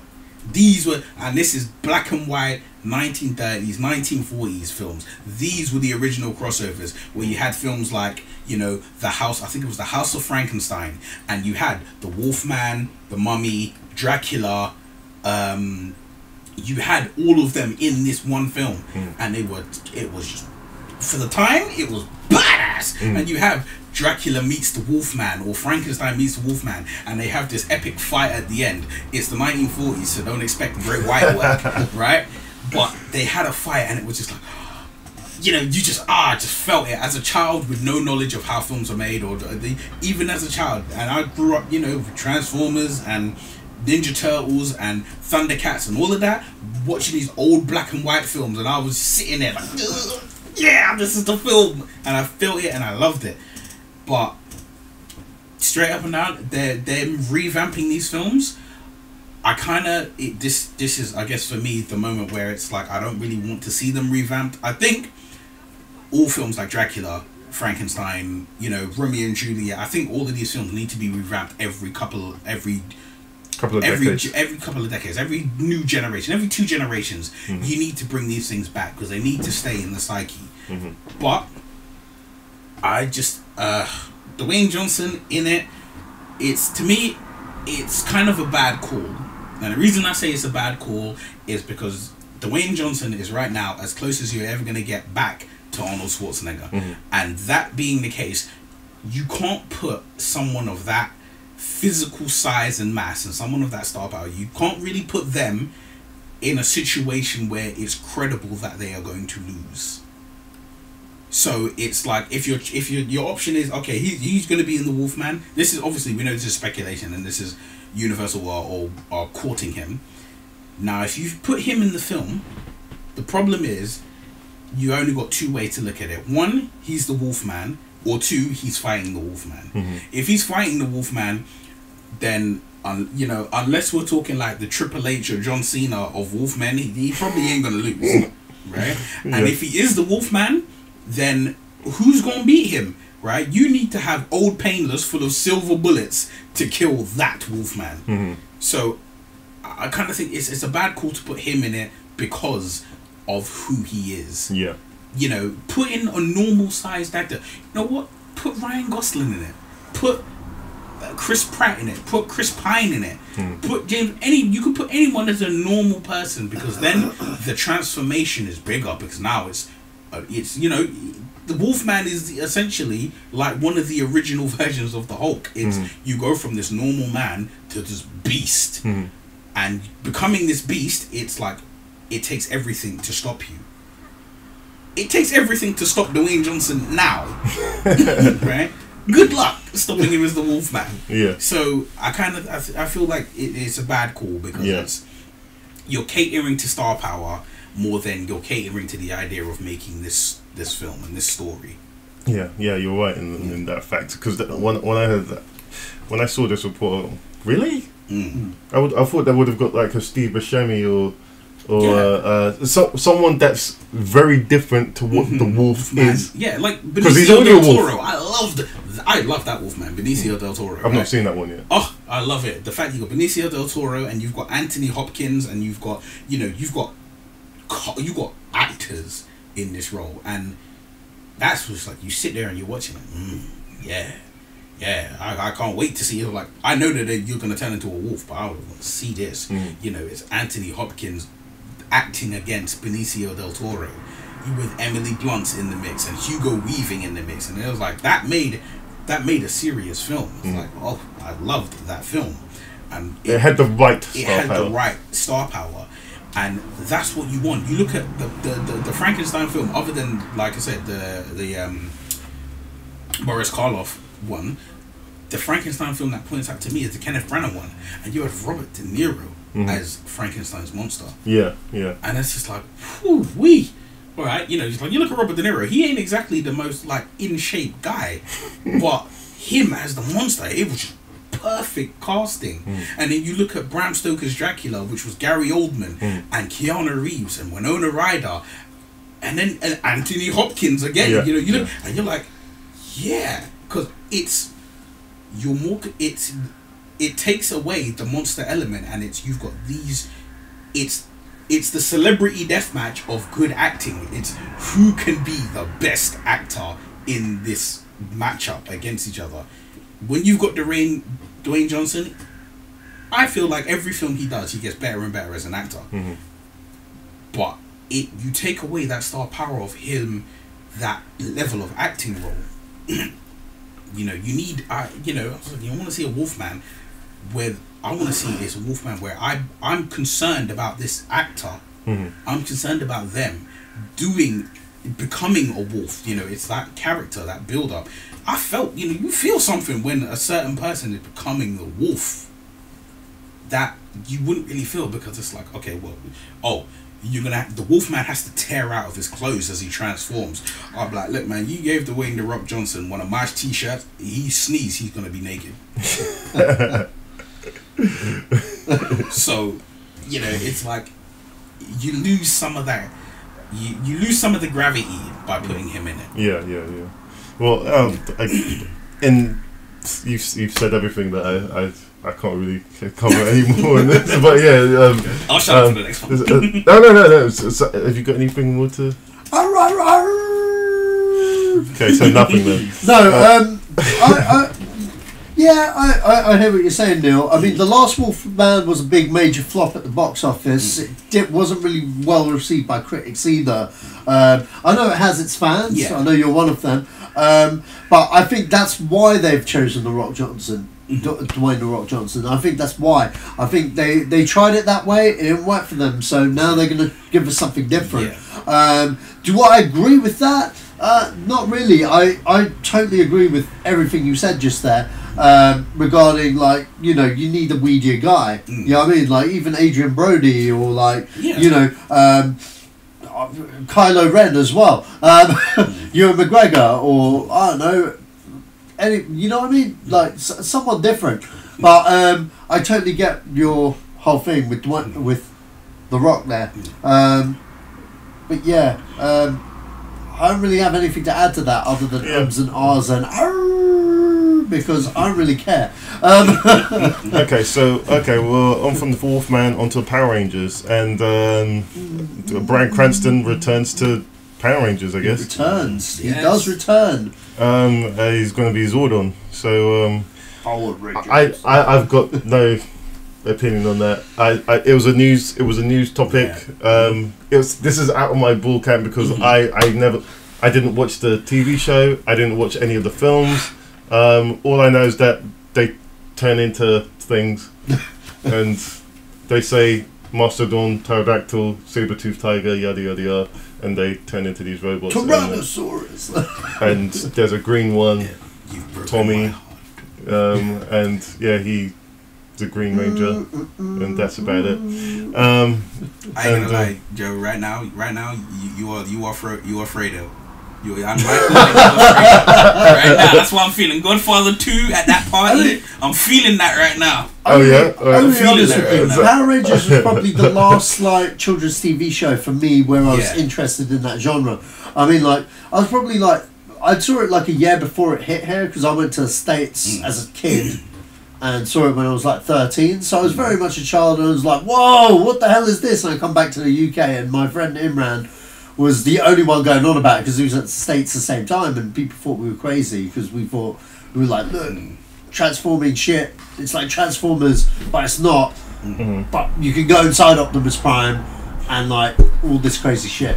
But no, I like I like the first season of Power Rangers and an actual live action movie of it, considering that show still goes on today and kids know and love it. I'm just kind of like, are we really going to get a new audience for Power Rangers that weren't interested before? When that's not the case. I don't care how realistic it looks, how great the CG is, you're not going to get a new audience to Power Rangers. The story's probably just going to be the same. And like a couple of teenagers. What is the story? Huh? Okay, basically the storyline for Power Rangers, the original Power Rangers that we all know of, is that it's think like Captain Planet, right? You got to pick 5. This alien force has to pick these 5 teenagers because it was 5 at the time. He's got to pick these 5 teenagers who basically have the purity of heart enough to be Power Rangers. And the thing with that was that the villain, the Rita Repulsa, she gets freed from, she's on the moon, and there's a space expedition to the moon. They find her thing, they crack it open, and it's like, you Pandora's box, you've released this evil. Zordon, he is like the boss, he's like the Professor Xavier, and he's like, oh shit, she's back, okay, I need to recruit the best and brightest.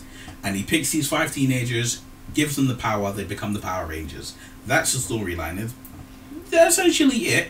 And originally their powers, it was like all the power crystals that they had, they were essentially, they become like the dinosaurs. So it was like, one was the saber-toothed tiger, one was the Tyrannosaurus Rex, one was the saber-toothed tiger, one was the Triceratops, and we had the Mastodon, and we had the Pterodactyl, and those were the ones. And honestly, like Sash said, this was the last children's show that really just drew me in, and I absolutely loved it. I loved it all the way up until they changed and became like the Power Rangers Zeo.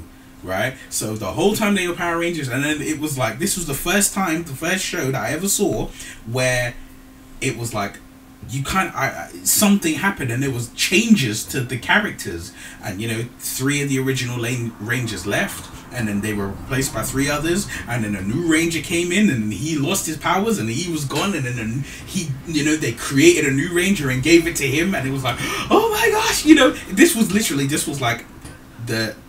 like wrestling without wrestling.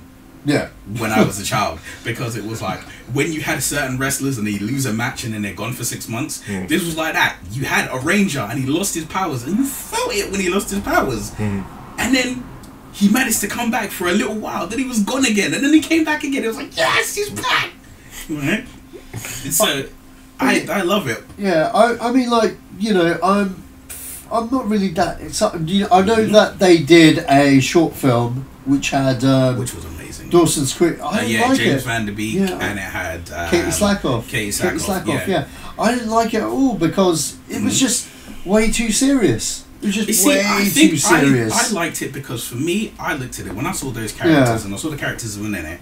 It was, this is what they grow up to be. Yeah. In this kind of cynical world. I hear what you're saying, but I just feel that it just kind of loses the charm. Yeah. You know what I mean? Like, I like the cheesiness. I like the cheapness. You know what I mean? I think the minute you make it serious and with all the latest tech and stuff, it becomes something else. Yeah. And then you've got to look. And then you've got to look at the IP, and then just go, well, if you're going to make it this serious and this whatever, are the general audience going to even care because of the IP? That's true. I mean, and that's where I'm like, it's always been for children. Yeah. It's always been for children, and it kind of does need to stay for children. I mean, I'm looking at it and I'm thinking, all right, this new film that they're going to make, I want to see it. I think Bryan Cranston's the wrong choice for Zordon. I know that there's a big thing of like, well, he's got such a history with the Power Rangers because he was in it, I think twice he was in it, and he's got such a history, and he's the only person from Power Rangers who has become this mega worldwide star that he is today. So it's sort of like bringing him back. It's like, bringing back the history of the show. Whereas, but even said, if anyone who watched the original Power Ranger show with the original Zordon, the way he was, for me, Bryan Cranston ain't that guy. Lawrence Fishburne is that guy. Fishburne would have been the perfect Zordon. Yeah? Yeah. You think of Fishburne's voice and try and remember back to Zordon's voice, right? Yeah. Bryan Cranston, because I'm like, Bryan Cranston, Bryan Cranston shouldn't be Zordon. He should be one of the Power Rangers' dads. He should be one of the Rangers' dads, like the parent, who gives that one piece of sound advice. Like, he doesn't want him to be a Ranger. He doesn't know that they're a Ranger, but he gives them that one piece of sound advice. He's like, I'm going to be a Ranger forever. I'm going to say this. I'm on the opposite thing. I mean, like, Bryan Cranston, I love him. I love his work. I mean, if I'm watching this movie, it's for Cranston and see what his take of Zordon is. Joe, I know I cut you up there, but what were you saying? I literally have nothing to say about this. I'm just again. I don't really. This is one of the things I don't really have any knowledge about because I never. The longest I've ever watched it is like held on it for a few minutes while I was turning over and then turned over. It wasn't. Again, I'm a bit older than you guys, so it was. I was out of that threshold. Yeah. And it was just like, okay, all right, I get it, but no, it's not for me. And so, yeah. I think it was the '90s version of Monkey. Oh yeah, It was totally the 90s version of Monkey.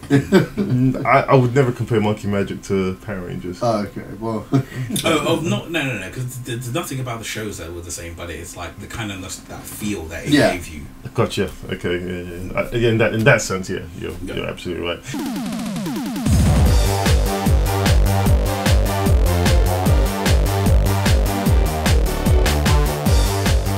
We're going to old but new, and Neil, what is your old but new? Okay, I'm back now.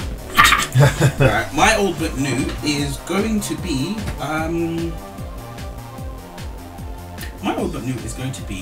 Big Trouble in Little China. Oh, That's what my is going to be, because I think I just think that film, amongst people who don't have that kind of that cult knowledge of it, doesn't have the love it deserves. It really doesn't.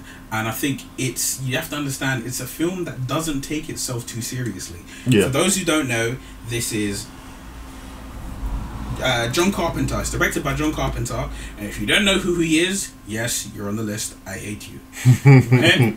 He made the original Halloween. He's the reason you have Michael Myers. He's the reason pretty much the reason you have slasher movies. So if you like Freddy Krueger, if you like Jason Voorhees, if you like, Nightmare on Elm Street, Friday the 13th, you Scream, you love films like that, you need to kiss the pinky ring of John Carpenter. That's right. I said it. So, he gave us that. He gave us Escape from New York. He gave us Big Trouble in Little China. He gave us The Thing. A couple years ago, I think about 3 years ago, they came out with the prequel to his film, The Thing. Which I think is actually alright, I liked it. I actually liked it. But watch the original Thing. It has quite possibly one of my all-time favourite scenes in it, which involves, all I'm going to say is it involves a defibrillator. You watch that film, right? And it is absolutely amazing. He brought so many great films. And he brought us this film called Big Trouble in Little China. It's got Kurt Russell in it, and it's got damn, why can't I remember her name? She's Samantha in Sex and the City. Kim Cattrall. Kim Cattrall. It's got Kim Cattrall in it, right? And it's this film. It doesn't take itself too seriously, but it takes this film seriously enough that you'll enjoy it.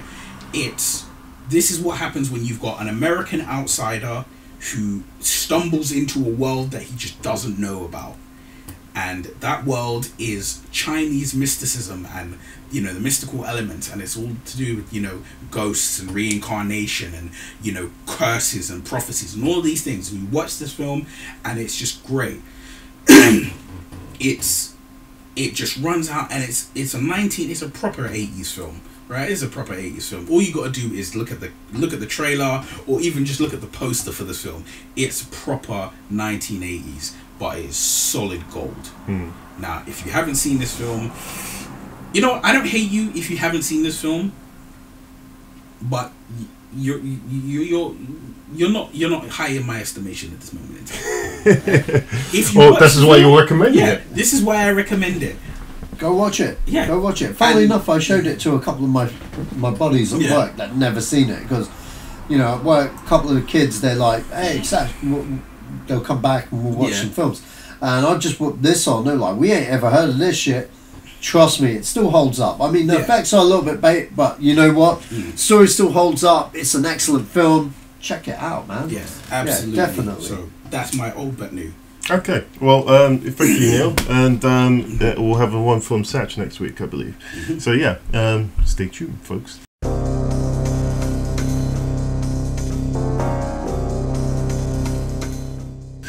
Okay, so on to the next film. This film's opening this week in the UK, and that will be Friday the 1st of July, and that will be, the first film is absolutely fabulous, and this is if you don't know what this is a TV series that up until recently it was still on. It's a show that started in the 90s with Jennifer Saunders and Joanna Lumley, and it's a long running TV show that was written by Jennifer Saunders. Jennifer Saunders is a comedian, for any young people that don't know who she is, and she was also in Friends. Or that doesn't really give it away either, because people that are listening to this that are in their 20s won't know what Friends is, or maybe they do. Anyway, Yeah, it's again. I don't think this is for a particular audience, so I don't think it's definitely not for anyone in their 20s. I mean, not saying that you can't see this film if you're in your 20s, but you won't know what this is. So so it also stars Kate Moss and John Hamm, and I can't really say much about it if other than that it's just these two characters being drunk in different locations. and that's literally it. And beyond that, if you're a fan of the show, you'll love it. If you're not, then you won't. I understand it has a bit of a following in America as well, so I guess that was the catalyst for making this film. So it's one of those British. The TV show's done. We should make a film out of this. And I don't know if you two want to chime in on this, but I'm pretty sure that if your mother enjoyed the show, then she probably made you probably watch it. And if you didn't hate it as a show, and you watched enough of it to maybe like it, then you probably enjoy the film. It is exactly what Joe said. If you like the show, you'll like the film. It's designed to be sort of a homage, but at the same time showing you where everybody's ended up. It's that type of film. I actively avoided watching the TV show as a child. I'm going to actively avoid watching the film. Literally, like, you want me to watch it's for an audience. It's definitely for an audience. It's definitely for its audience, and I think the audience will love it. But me, I personally am not going to watch it. Sad. Ditto. Cool. Okay, so next film is Central Intelligence, and this stars Dwayne "The Rock" Johnson and Kevin "I Shouldn't Be Doing So Many Films" Hart. I don't really have much to say about this. What do you? Do you know what? I have nothing. This is weird. I have nothing against Kevin Hart at all. I think for everything I've seen him in, he is hilarious. That said, I'm growing tired of seeing him in the same role in every film. Yeah. He's always just, I know he is short in real life, but he's always just the short, noisy little man. And I mean, for someone of his caliber, anyone who's seen his stand-ups, you know how intelligent he is, and you know the things that he talks about. To see every film where he's basically the same guy, it gets monotonous, it gets annoying, right? Small Chris Tucker. Yeah, that's it. He's just a shorter Chris Tucker. But like I said, for someone of his level of comedic prowess, I just want to see more from him. And that said, I'm pretty sure I'm probably going to see this film because I love The Rock, and I think I'd like to see them as a comedy duo, because I haven't seen a really good action comedy duo in a good while. Things like Lethal Weapon, Tango and Cash, Last Boy Scout. These films, I love the comedy duos. So I haven't seen one like that, and I'm sure this film's gonna do well. But it's just it's not really. I'm not really hyped for it. That's one of those things. Satch? You know what? I was looking forward to this film. I'm not gonna lie. I like the trailer. I like the pair up between him and The Rock, and it looks like he's not actually being the loudmouth. It looks like he's being the reserved one and working against what he normally does.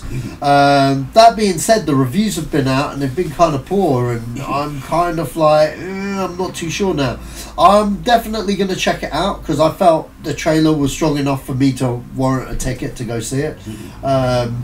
We'll see what it is when I see it, I guess. Okay. Well, that's Central Intelligence. It's a 12A. It's out on July 1st. And onto the next film is The Colony.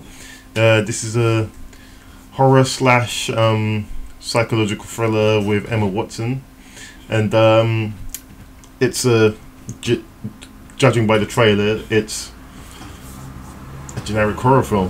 I wouldn't call it a horror film. It's a psychological thriller / horror, and if you like Emma Watson, then I guess you'll watch this. I again, nothing much to say about this. It's I'll put the trailer in the description for you, but it really didn't grab me in terms of wanting to go out and seek this down to watch it. But yeah, I'm sure it has an audience for it, and so that's all I have to say about it, guys.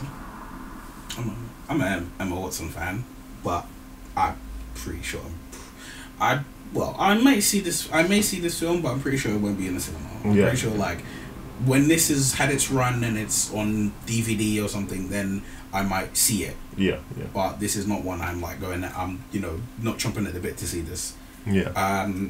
When I watched the trailer, it did look quite interesting, and I thought, this could be a watch, but it's. It's got Daniel. I can't pronounce his last name. He's in Rush. Brühl. Yeah. It's got him. He's in it, and they are a couple who get separated. I don't know how and why. It seems like there's unrest in the normal standard world, and it's sort of like state law and that oppressive kind of rulership, and then he gets snatched, and then she goes after. She finds out where he is and goes into there to try and get him out.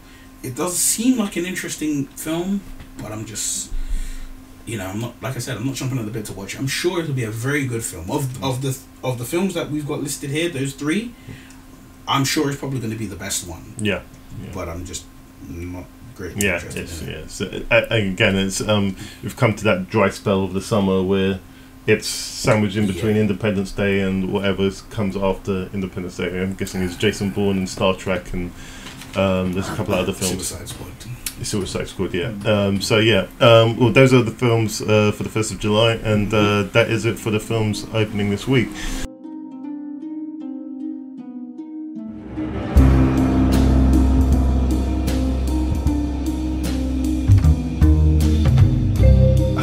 Film 20 questions. Let's do it. Okay, so we did a good team last time. We got it pretty fast. So we'll see if we can. Well, he said it was 8 questions. I think he's going to take revenge from last 20 week. questions. We solved it in 8 questions. Yeah, I believe so. Yeah. Yeah, it looks like he's after revenge just now. Oh, you should have seen what I did to him last week, man. Did he get it? Watch the episode, man. This is the last bit of the episode. I didn't watch it. You got to 20 questions. I was like, nah, I can't do it right now. Right. Okay. So.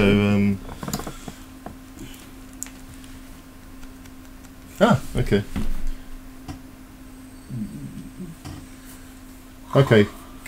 Start guessing. Is the film in the cinema?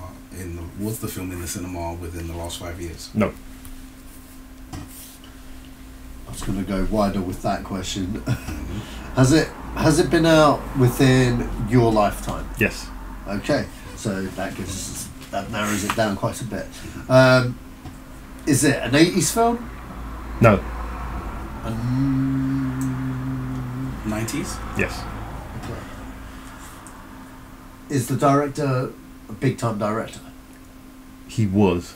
He was? Yes. Was he John Carpenter? No. Who fell off, boy? Okay, film is a film in the 90s. An ex-big director. An ex-big director. Is it De Palma? No. Okay, I'm going to stop now. Alright. Was the film a blockbuster? Or was it made to be a blockbuster? No, it wasn't. No. No. Okay. Oh wow, he's serious with this one. Serious with this one. Okay.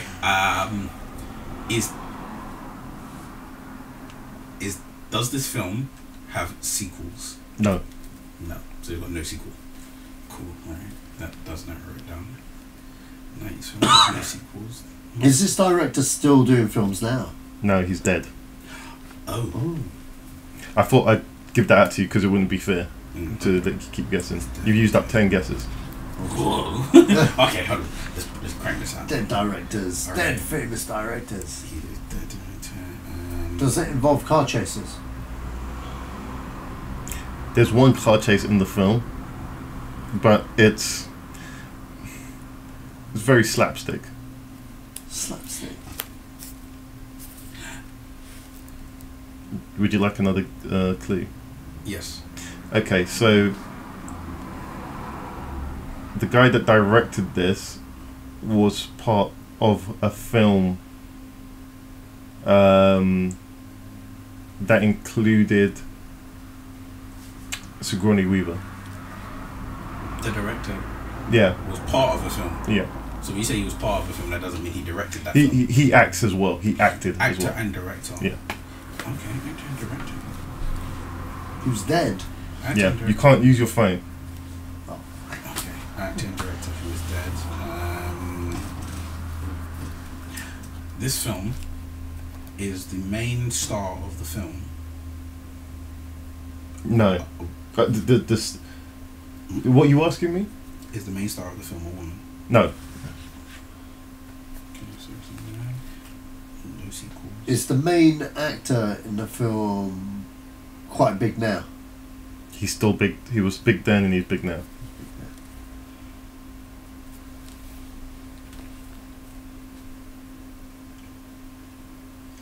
When we get to 15, I'll give you another clue. Um, That'll be the third and final clue I can give you. is it John Frankenheimer? No. Damn it. I said Sigourney Weaver was in this film with an ensemble. Sigourney Weaver is in this film. No. She Oh, was she's in in the a film film. that this director / actor was in. Oh wait.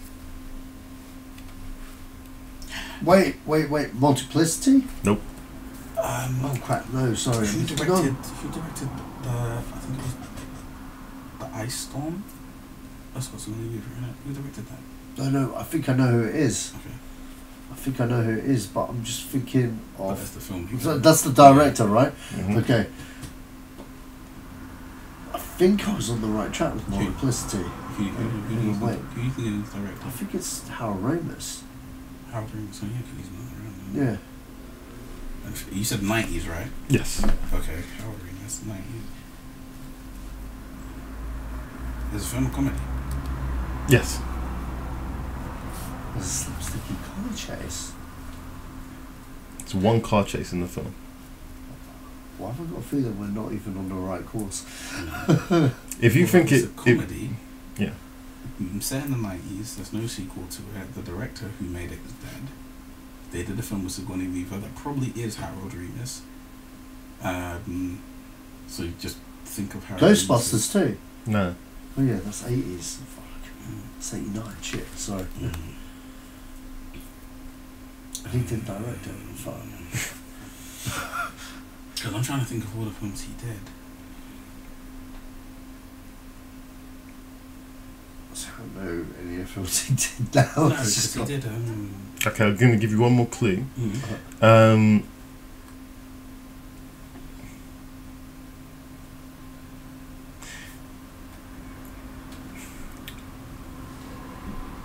It involves.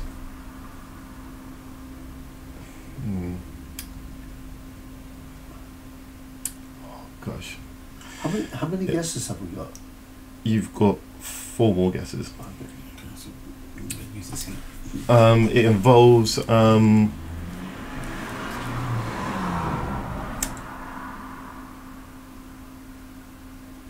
Anything I give you now will give it away. But one of the. Okay, this is going to be a more direct guess. Clue. One of the actors in Ghostbusters are the lead of this film. What about Bob? No. I'm thinking of a film. I'm going to tell you the film, but I don't know this name. Is there a car chase? I don't know. I haven't seen it in Same like here. at least 15 years. No, wait, there is because he kills himself. Wait, Groundhog Day? Yes. Yes. Skadoosh! Yes, well done. Well done. I knew that was going to be a tricky one. Yeah. So I thought, oh yeah. So I was watching it the other day, so I thought, How's that hold That's up? hard, man. it's good. It's a good film, man. It's a really funny film. That's one of Harold Ramis's best films, as far as I'm concerned. Yeah, That was it's great. difficult. That was Yeah. That was a cakewalk like aliens. It was just at the cusp of what I think I know what it is, but I'm not sure what it is. Yeah. So yeah, good one, guys. I gave you enough Yeah. string Yeah. just to catch it. yeah. So yeah, you're a good one, guys. Okay, well, that's it, guys. That's the end of the show. Thank you, Neil. Thank you, Satch. Thank you for having me. Yep. Where can we find both of you online? At Sasha Alari. I'll put it in the description. Yeah. I'll put it in the description. Alright. But these guys are on Facebook and they're on Twitter. Again, it'll be in the description. So if you want to look them up, they will be there. So Facebook Ninja, you won't find me. apart from Neil's a Facebook ninja.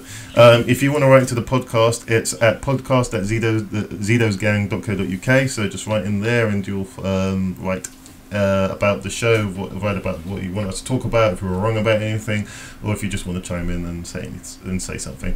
So yeah, that's about it. And again, thank you, audience, for listening. And this has been the Zidos Gang podcast, and we're out.